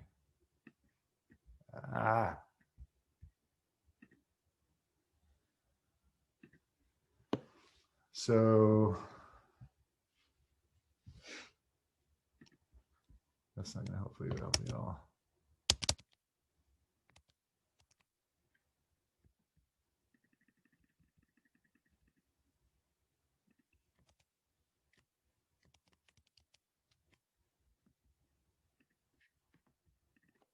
So we share these slides, Ed, and we just have to talk about above. We talk about the pros and cons, right? We talk about the price reduction that's going to happen, right? These are really complex slides, though. So what I'm working on is trying to fix these because you've lost time and you lost the value. That's what I'm showing. And you're going to be chasing the market down. You don't know what's going to happen. And the problem is the market's not dropping, but the value of your home looks worse because now you're looking like you're desperate and you price it high. And by the way, here's the line I also say is all agents have access to pricing data. So they're going to tell their clients when we've priced it too high. And now it looks like I'm pricing it too high. But because you're certain that you want 750, then I will do this. But you have to agree to me to reduce it. And I'll actually have them sign a 22Y. That's Nope. No. What is extension. it? What's the, anyway, I'll have them sign the form of a price reduction on a certain date ahead of time. Okay. And then the slide, we'll show them the cons at pricing at market value. And this is what you said, Ed, also is that, hey, we want to price it really at or below market value because this is what happens. And I spent some time talking about this and the number of people that are actually looking at houses. And then we'll talk about the below. And this is where you start talking about the money and the time and the eyes and how it degrades. And what I say is on this slide nowadays is that this activity level, this rise all happens in the first 3 days. So it's not 3 weeks now, it's actually 3 days in the market we're in. So these slides that you guys have access to are the docs. I mean, this is probably a listening presentation, or if it's not, I can send you these three. But that really happens in the first 3 days. Offers are received and made here in week 1, and you're closed, and you're actually under contract in week 2 at the most. So and this is why you need to redo your presentation. Yeah, right. So I was going to ask just from a what we're allowed to do standpoint in terms of exposing data from MLS. Are we allowed to, like, for me, a data story of, here's the actual sale and where, here's the history. I'm not sure that's already all available to them anyway, but if they can tease that out. But, is it okay to actually show a real, the actual, an actual listing? Here's what happened. And I mean, all that, I guess maybe it's not all visible to publicly. Do you know what I'm saying? Like, are we allowed to show that? The thing I'd caution you on is making sure you show your stuff. You don't necessarily, I guess you can see the price reductions and stuff. Yeah, you can see that. You can show that. What I would do in that case is not show the client name or the address. Okay. Right? Okay. So that's how I would do that data. I mean, you're up your point on. That's why I should add a slide that shows that, because it's not cleanly seen by people that you can tell the story and they still don't get it. Even these people I was working with were both engineers, and while they understood the logic, they still wanted X. And it's like, I go, your house it's not going to support it. You guys are off by about $100,000. I mean, literally. Right. We go, let's go. And then I look like a little fool because I actually priced it wrong. But when I do a price correction, then I go and market it differently. And I just tell them, look, this is what we're going to do. Yeah. Okay. Let me get back to our slides. Okay. All right. So there, I just share my slides with you.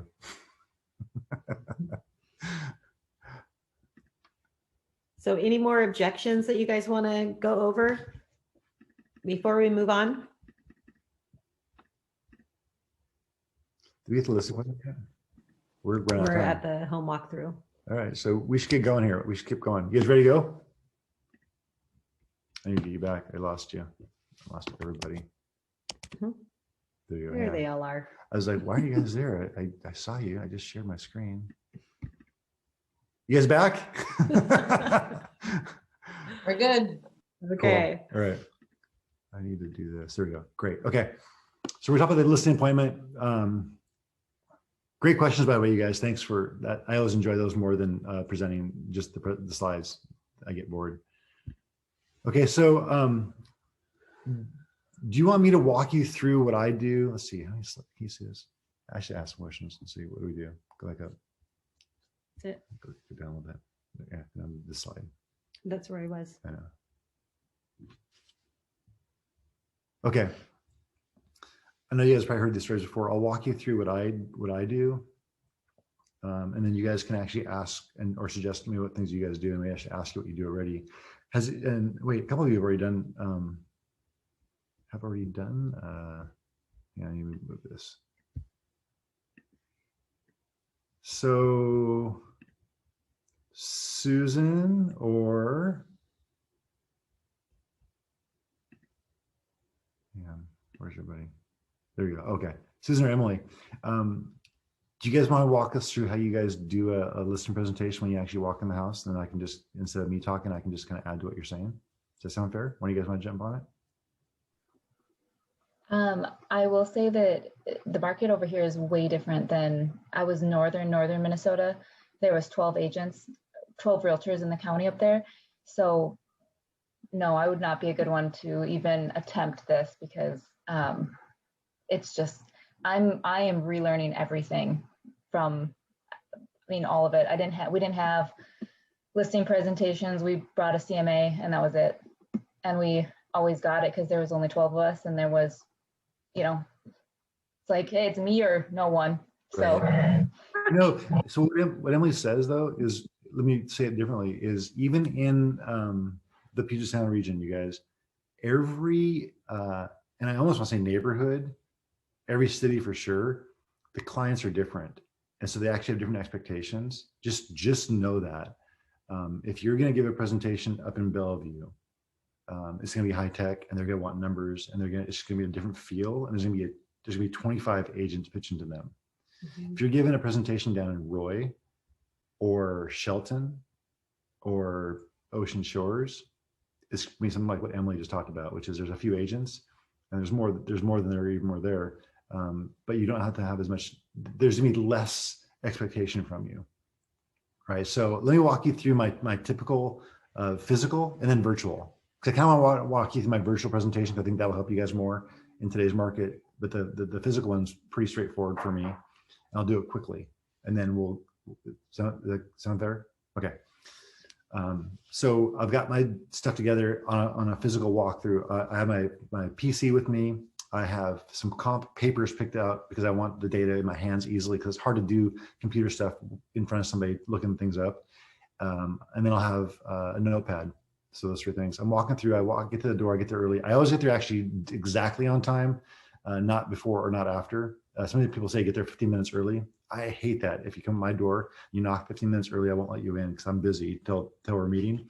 So I get there right on time. I'm at the door maybe 1 minute before I knock on it. I back up because I'm a tall guy. And I just say, hey, great meeting you, right? So excited you had me over. I'm excited to talk. I'm excited to hear more about your home. We walk in. Teresa and I will go together sometimes, which is actually better because she's way better looking than I am. And that'll actually take away some of she's just nicer and sweeter and all that. So she balances out well and also gives me time to think sometimes. So if you guys have somebody you want to partner with, that's a good thing to do. Even if you guys are taking turns and you're supporting each other, somebody I would do it. Like Ed, you guys could do that yourselves and just have that extra person with you. It just helps. And there's some things that Teresa could say that give me a break to kind of re-engage or kind of answer that question. So I get to the door, I walk in, I say, great, where would you guys like to sit? I go, I usually find it most comfortable to sit in your kitchen area. And that's what the scripts all tell you. And trust me, sitting on a couch in a living room does not work. We've tried it. Standing up doesn't work either. We've tried that too. So if you can get to a kitchen table, you guys can sit, just say, hey, can I drop my stuff off? Before I actually say it, I say, do you mind if I take my shoes off? And I just take them off, and they say, oh no, don't, we're redoing the floors. I'll leave them on then, but assume that you're gonna take them off. Walk to the kitchen, you're in there, you put your stuff down and say, hey, do you mind if I tour the home? They usually want to tour it with you, and I hate that, but I allow it. So if you can tour the home by yourself, it'll take you 5 minutes. If you tour it with them, it'll take you 15 minutes, because they're gonna show you every little thing they've done, the new wall hanger they put up, the backstop they put for the door handle, all that stuff that doesn't matter or adding value. Can I please chime in Yeah. right here? So I think that there's two ways to look at it. There's this way that Chad is saying, where he likes to do it on his own because he doesn't really have the patience. He's less patient than I am. For me, I like to walk through the home with them because it's another way to build relationship with them. And I genuinely like it because I genuinely love building relationships with people. So to me, I love hearing about all the little things, and I ask lots of questions and this and that. And I can just, I know it's bugging Chad, but it's also a way that you get to know the person better. So there's two ways to look at it. Teresa makes it sound like I don't like people. I love people. No, he does love people. He just has less patience than I do. Yeah, and so I guess I'll do it differently based on how the relationship I've already established with them. And like I said, 9 times out of 10, they're with me anyway. So I'm not like, no, you stay there. I'm like, you mind if I tour the house alone? And they, we'd love, you know, or would you like to show me? And they always show me. I take notes while I'm walking through, right? So it's like I'm taking key highlights of what is important to them. And then I'm also getting insights into their personalities. So that's why I actually, when I go with them, I'm more looking for personality than I am about stuff about the house. Because it's like 4 bedrooms, the carpet's there, I can see the door, I can see this, you know, you put up new shades. Yeah, I can see it.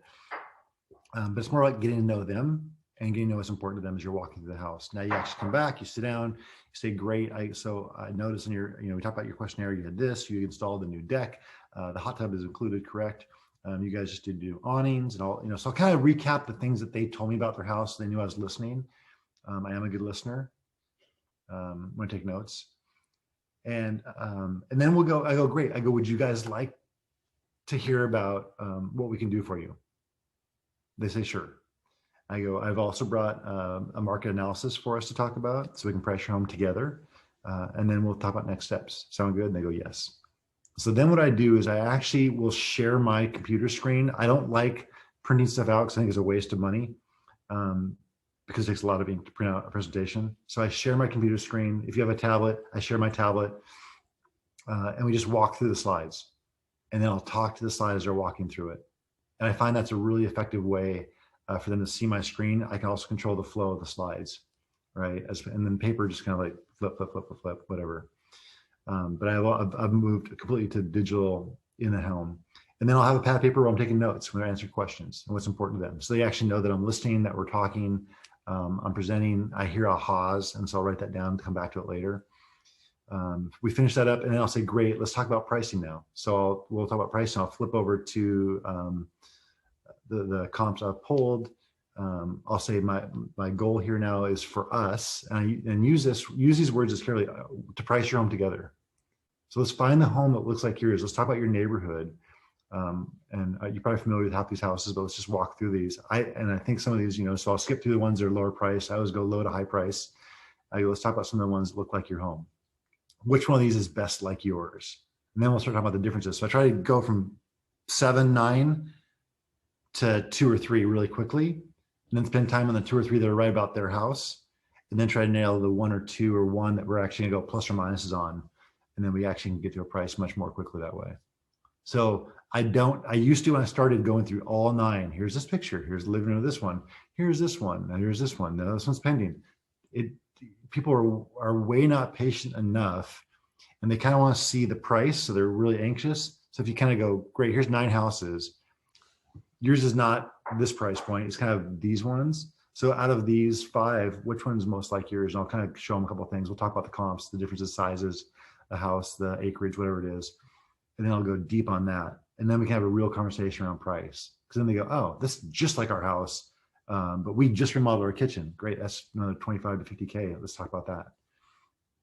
Okay, so that's how I get to the price really quickly.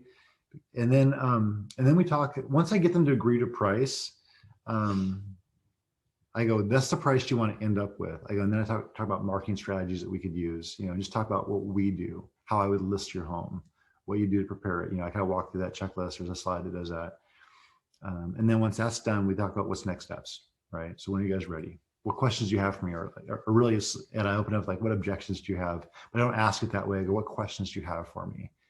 And the way that you present, and you're going to learn it. So know your first 20 times out, you're going to keep getting objections. So I would write down the objection I would get, and then I'd come back and I'd add it to my slide the next time. Or I'd make sure I talked to that or had a story about that. Mm-hmm. And so it's okay. So you should do as many listing presentations as you can just to build up you and your knowledge. Because you have to practice it. So usually there's a couple questions and I go, great. I go, when would you guys like to list your home? And how can we get, and then when can we get started? So I use presumptive language, of course. I use embedded commands. When you list with us, you guys learn the same stuff. When you list with us, when we show your home, when we book appointments, when we actually put the sold sign in, all those kinds of things that you talk about, you guys have been trained about. If you haven't, you should be thinking more about. There's classes on that. But it's just subtle things, and it's not arrogance. It's just a conversation. Okay, so we've now reviewed our marketing. We've reviewed the pricing. And by the way, I show the pricing model before we actually look at the houses. So I want to show here's high, low, above. So they actually get in their mind like, oh, okay, we got to kind of go at market. So try to get them at the market value first, and then I'll show them comps. So they're not, oh, I'm going to price it above because market. I want to get them on the same same mindset that I'm in. I'll summarize it, which is great. When are you guys ready to list? What's your time frame look like? What do you plan to do if we sell your home and you have nowhere to go? Right, those kinds of questions. So I feel like they're ready to go. And I just start writing out a calendar. Like, let's back it up. You want to be live in 6 weeks? Okay, then I want photos 10 days before that. And then before that, we'll have to have it staged. And before that, you want to have your stuff moved out, right? And so then we'll walk through and we'll set up a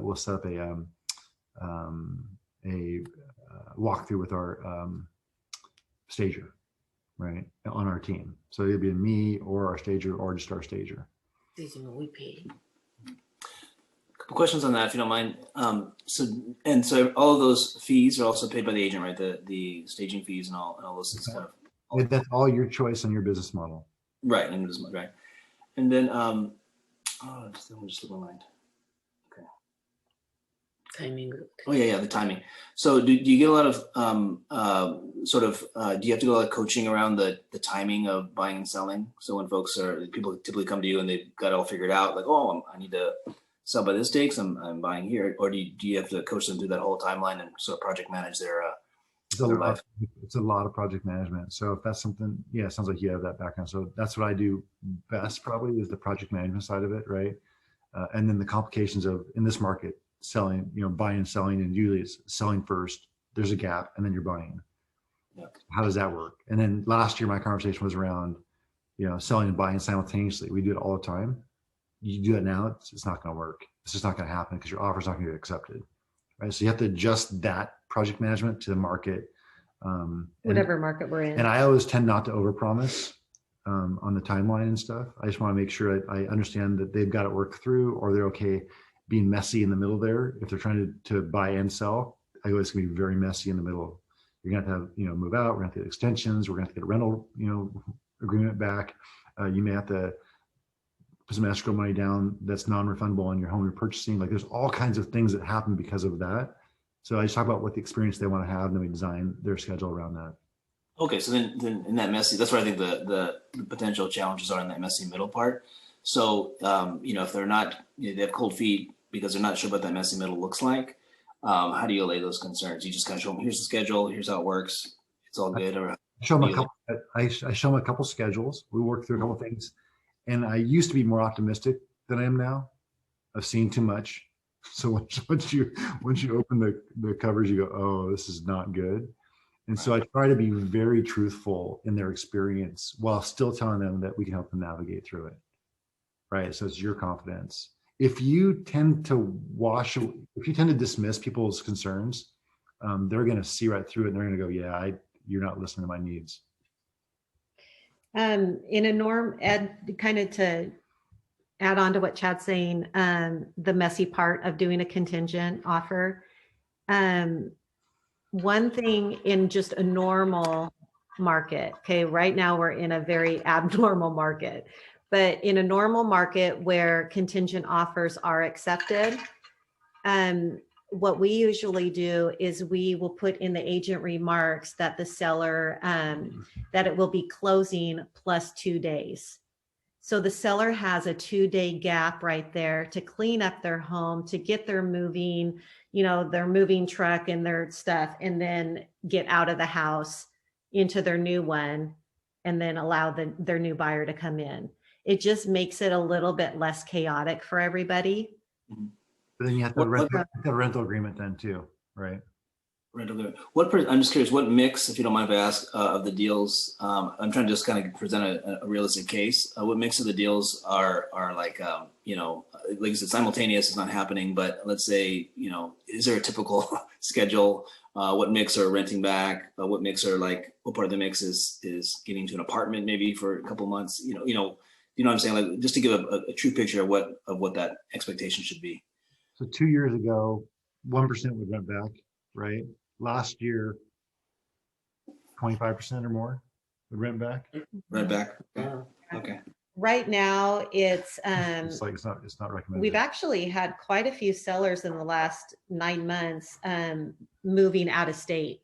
So it's made it a little bit easier. We've secured referrals for them in the other states where they're moving to, but it's made it a little bit easier because they're just selling this house and moving. Right. Now, if we have sellers that are selling their house and buying in Washington, it's been a little bit tougher. And so that's where we're having that tough conversation with them.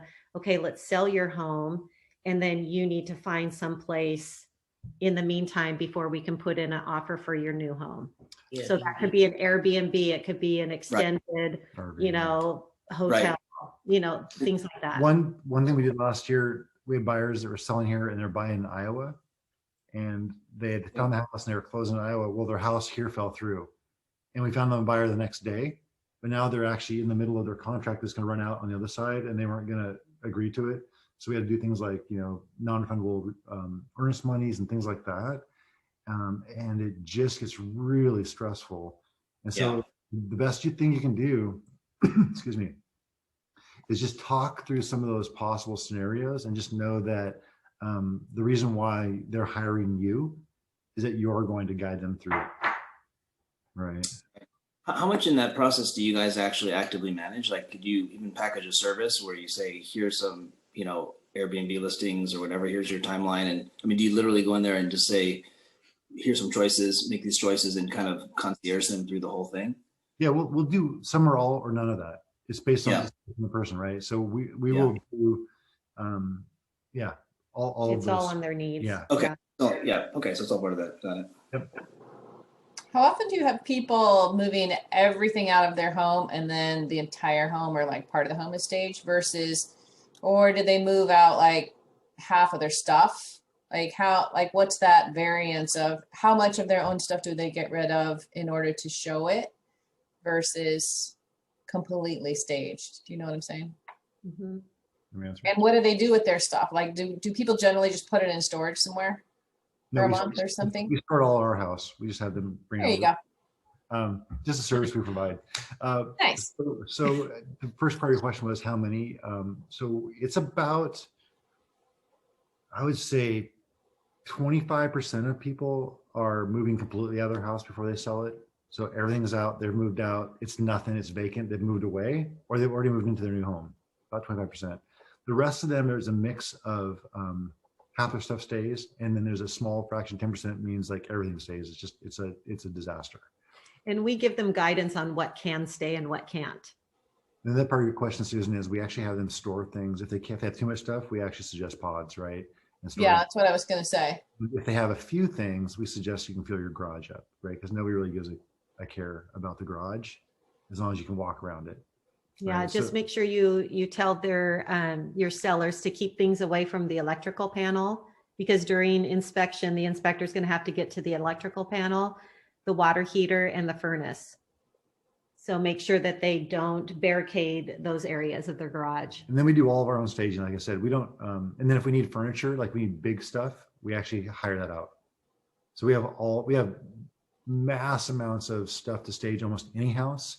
We don't have mass amounts of furniture, big stuff. That'll be hired out. Okay. And we do all those, everything in between. It's just, again, based on the client. Yeah. And you guys pay for, obviously, photography and staging yourselves, right? We pay for as everything. agents. Mm-hmm. Yeah, we pay for everything. We, like Ed's asking, like he's kind of building up this portfolio of what do you actually offer, and what we've done is we just keep on adding more services and look at our budget and our money, and how do we actually help everybody, right? So it makes our agents more valuable because they can actually offer solutions. But as you're starting from 0 to 60, right? You're trying to build your business. Just add services little by little. If you try to do them all at once, you'll do all of them poorly. Trust me. We tried. So we just keep on adding more and more services that we can afford and do. Yep. In fact, there's some things that we're trying to figure out how do you do. And one of the questions that came up earlier was around repairs and all that, because a lot of people are not good project managers. And if you're a decent project manager, Ed, there's a lot of people you can help, because people are not organized like you think they are. And it seems like, well, wouldn't you just do a list and here's the 12 things you do, and here's the next step, and here's the days, and here's, like, it's not that simple. So that's that. We have 10 minutes left, you guys. I do want to, what's the closing the deal? See. Oh yeah. So this is where you need to decide your style. And I don't know, and I'm sure, it's funny. I keep thinking about, Alex, I didn't see Alex join us. But I keep thinking about Emily, in Minnesota up north, around some of the Million Lakes or whatever. And your close is probably like, so I'll see you tomorrow. Like it's probably a very subtle close, because you don't need to close them because they are your client. You just because you know half of the state of people anyway. Here, what I do is, I told you I use embedded commands all through my presentation. When you list with us, when we stage your home, when we have the photography done, how we're going to market your home, when you sign with us, when we send you over the documentation, when Courtney actually calls you up, kind of it's all of that stuff. Like it's already coming to them. So by the time the close comes, it's like, so when would you like to get your home listed on the market? I never say and push paper across the table and say, sign here. Now, that's a very successful strategy, and many people do that. It's not me. And I'm playing the long game, not the short game, but it's very successful. It's a close. Hey, so sign here. I never take a listing agreement with me to a listing, and probably once I wish I would have. But again, if they're going to back away, they're going to back away anyway. Are you going to take somebody to court because they didn't list with you after they signed an agreement? Not a chance, right? It's like you have zero opportunity to win there. You know why? Yelp. Hey, Emily just made me sign an agreement. Wouldn't let me back out. I'm picking on you, Emily. Sorry, because you're just in my window. Wouldn't let me back out. I can't believe this real estate. Like you are really powerless. So think about the end in mind, and that's what directs our actions. Now, they always sign a listing agreement as we get close to the listing, but if they back away before that, then you didn't really want them as a client anyway. And I've actually fired a client because they were unethical in how they were presenting their house, what they wanted to do. I was like, yeah, this is not going to work. I'm sorry, you're going to need to find somebody else. And I was risky there because I thought I'd get a bad review, but it's like, I can't help you. And it was the second time selling a house for them. I'm like, yeah, I can't do this again. So closing the deal is your style. You can have them sign an agreement right away. The agreement, like the buyer's agreement, really means nothing. If they want to walk away, you can let them walk away. I probably shouldn't be coaching you this way because I'm not your managing broker. So I do suggest on the buyer side, that you get an agreement signed. That's a little different, and here's why. They go to a brand new home, a new build, new construction stuff, new construction site, and you don't have a buyer's agreement. You have almost zero chance of actually getting that sale. And if you do have an agreement signed and they go without you, it doesn't even matter, because some of those builders don't even care about that. So That happened to one of our agents. So you need to call ahead. So on the buyer side, it's a very different coach, how I'd coach you. But on the listing side, you're not going to make them list with you. I mean, me personally, if you are, I don't think you would have been at KW. I just don't think that's your style. But you can have a close however you want to close the way you want to close, you personally. But me, it's like I just use embedded commands and talk about it's my listing already anyway. Questions on that? My close rate's pretty high. It's in the 90s. If I get to their house, if they can meet me, I actually am nice to people. Teresa, despite what Teresa told you about me. Oh no, you're nice. I love people. I think you just have less patience. I do this because I love people. Yeah. I truly do, and I have the best interest of them in mind, right? So I want them to win. I have a quick question about an objection that I've run into. Bring it. Who's this? Hey, oh, Amanda, got it. Yeah, is that okay? Yeah. So I have a lead that's a snowbird down in Arizona. She's got a home in Bellevue, but she wants a certain amount for her home, and if she can't get it, she doesn't want to list it. Yep. So how would you handle that? I would say, great. Let's give this a try together. Okay. I think your house is priced at X. If you want Y, let's do it. And here's the risks. And what I'll do, I'll take the risk with them. I know like 50-50, I may not ever sell it, and say, here's what we need. We actually need a cash offer because it won't appraise. We need this, this, and this. And go, you know what though, it may happen. So I would take the listing anyway. Okay. And you have to be careful how often you do that, because it makes you look bad when you're always when you're always lowering your price. So if I'm a buyer's agent for you and I'm coming to your listing, I'm like, oh my gosh, Amanda consistently overpriced her house. I'll actually do this homework. Chris does this all the time. So we're going to offer their X. And so you won't get the most for your clients, and you're going to mess up the rest of your business. So, okay, yeah. But I would take the risk. You know what I've noticed, because I've been looking at houses that are in the more typical range of, $300 to $600, right in there. And I've also been looking at a higher price point of like, I had a buyer that like was trying to do like 1.2 million. In those price ranges, I noticed those houses do tend to stay on the market a little longer, and then their prices drop. Not all of them, but definitely more often than the typical house that gets, around the 500 mark. So I don't know if that, Amanda, if your person's Bellevue house is at that high of a price point. But I mean, obviously you should be able to show her, the market and the facts of here's how it's been going. But I don't know if that's a thing because of that price point, if that's common with that price point where things do stay on the market a little longer and then they do reduce the price. I've watched them drop a little bit, or if literally all those high price points are just overpriced. It's all of those things, Susan. So it's actually, no, it's just location based. So just because it's a high price doesn't mean it's out of the price range. So for example, Amanda, you could have a house literally across the street or in a neighborhood just about, a third of a mile apart, and the prices could be 25% difference, right? So that's something that you need to be aware of, because some agents won't know that. And so you need to go look at the micro community of what's going on, what went on last year in that community if there's none for sale, and just see what it looks like, because it could be very, very different. The other thing I'll tell you is taking a risk with a client is okay, because somebody else probably will. Yeah. Right. And so, man, if you don't want to sell it, you can give me a call and I'll co-list it with you, and maybe I can get her to list it right. But the thing really, no, for you, as a joke, but for you is, I would just talk to her about, great, let's do this, but please do walk her through the risks that are involved. There are a few, right? And but don't scare her out of it, but just say, this is what could happen. And are you okay with that? And she goes, yes. And I go, great.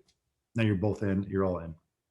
The other thing too, I would add on to that is what Chad was saying about the different neighborhoods. Up in Bellevue especially, there's a line that's drawn within Bellevue where some of Bellevue is in the Bellevue School District and some of it's in the Renton School District. If you're falling in the Renton School District, it's going to be a dramatically different price. Like 100 grand. Like, so keep that in mind too. Okay, yeah, I guess the thing is the house, they bought it like 30 years ago and they've done a bunch of remodeling, so I haven't seen the inside until they get back. So it's just been kind of hard to figure it out. Yeah. That amount or not. And again, I always say, and I'll be surprised, we may find a buyer that'll pay cash for it. You never know. This is a really, you guys, this market we're in, and you guys haven't seen all the market, but it's a really weird, crazy market.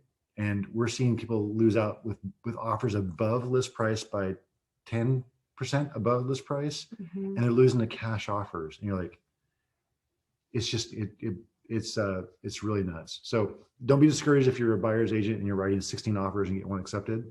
I think I heard the ratio was like 25 to 1 from a couple of friends of ours in KWPS that are really good. So don't be discouraged. It's just, it is what it is.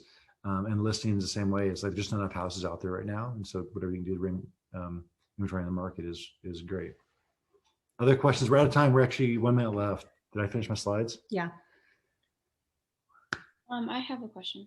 Morgan, go for it. Go for it. Do you have a set few basic standards or services that we should be offering for a listing? Well, so you're going to always offer photography, right? Mm-hmm. I would always offer some kind of staging support, whether you guys hire that out or do it yourself. I think I would do that. That's what you can start with. And that for individual agents, you can start with for free. So you just do it, right? And then the third thing I'd probably add would be, I don't know, how would you ramp it up? I was trying to think how I'd ramp it up. Right. I wouldn't do the we'll buy your house if I don't sell it kind of thing. That's don't even do that. You could actually add a service that you could do, which is, hey, I will find 2 qualified professionals for whatever repairs you need. I'll find them for you. So you can do that on your time. So think of those things that you can do without money. And then you can give them those 2 and they can call the 2 to find which one they want. But you would have already called them. You would have already talked to them. You would have vetted them. You would have looked at them in Yelp. You would look at the reviews. So you actually are building your database of contractors. That's what we did. And so that's of high value that costs you nothing but your time. Okay, yeah. I'd absolutely always use that other script that you use that we marketed to over 350 sites. For Keller Williams. Keller Williams just does that when you enter it in. Hundreds do we still have sites. KWLS? Do we still have that? Yeah. So you do go to 350 plus websites around the world kind of. You could sign up for the international and get it translated, but it's like that's not worth it right now because it's like $850 a year, and that's not, you guys don't need that. But you can talk about what Keller Williams worldwide reach is. You can talk about 160,000 agents. It's probably more than that now. So you have a reach of agents that are also wanting to support you. And then if you were to add a fourth thing, you could add a cleaning service to it, right? Yeah. So but I would be careful. Just ramp it up, you guys. See what you learn, what works, and then I know Ed's thinking about what's this portfolio of things I can add to my package to be more value added. And that's what we're doing every day, right? What else do you do? Home warranties? We do on occasion. We actually, it's more part of our buyer presentation offer than our sellers. But our sellers, we use it to close a deal or for marketing, right? So we'll pay for that. And the other thing I think you guys should do, I just thought of it, I just forgot it. Hang on. So as Chad's thinking about that, we coach our buyers agents. Well, all of our agents can either be buyers agents or listing agents. It doesn't matter. But when they're on the buy side, we coach them that for the home warranties, try to get that negotiated during the inspection period with the seller and have the seller pay for it, like on the 35R. If they can't, or maybe they've waived the inspection, then as the Gelser Home team, we'll pay for that as their closing gift. But we try to get our agents to negotiate it in the inspection period. For new rate, if you're contemplating lowering your commissions versus adding value, I would always add value, right? That's just how I think about it. Cool. Other questions? We're 3 minutes over, you guys. Sorry. Nothing else? No? Was this useful, you guys? Okay. Thank you. Hopefully I Could we give just email address in the chat maybe? Might have some follow-ups. absolutely. Thank you, guys. Susan, I did show you 3 of my slides.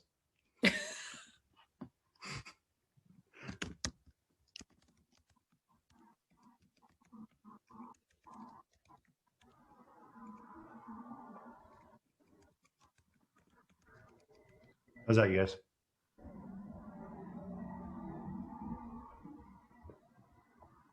Reach out anytime. We're here for you guys. Yeah, you can send me an email. That's the best way to get a hold of me. Thank you so much. All right. Thanks. Thanks, you guys. Great questions. Thank Have a you. great weekend. Thanks. See ya.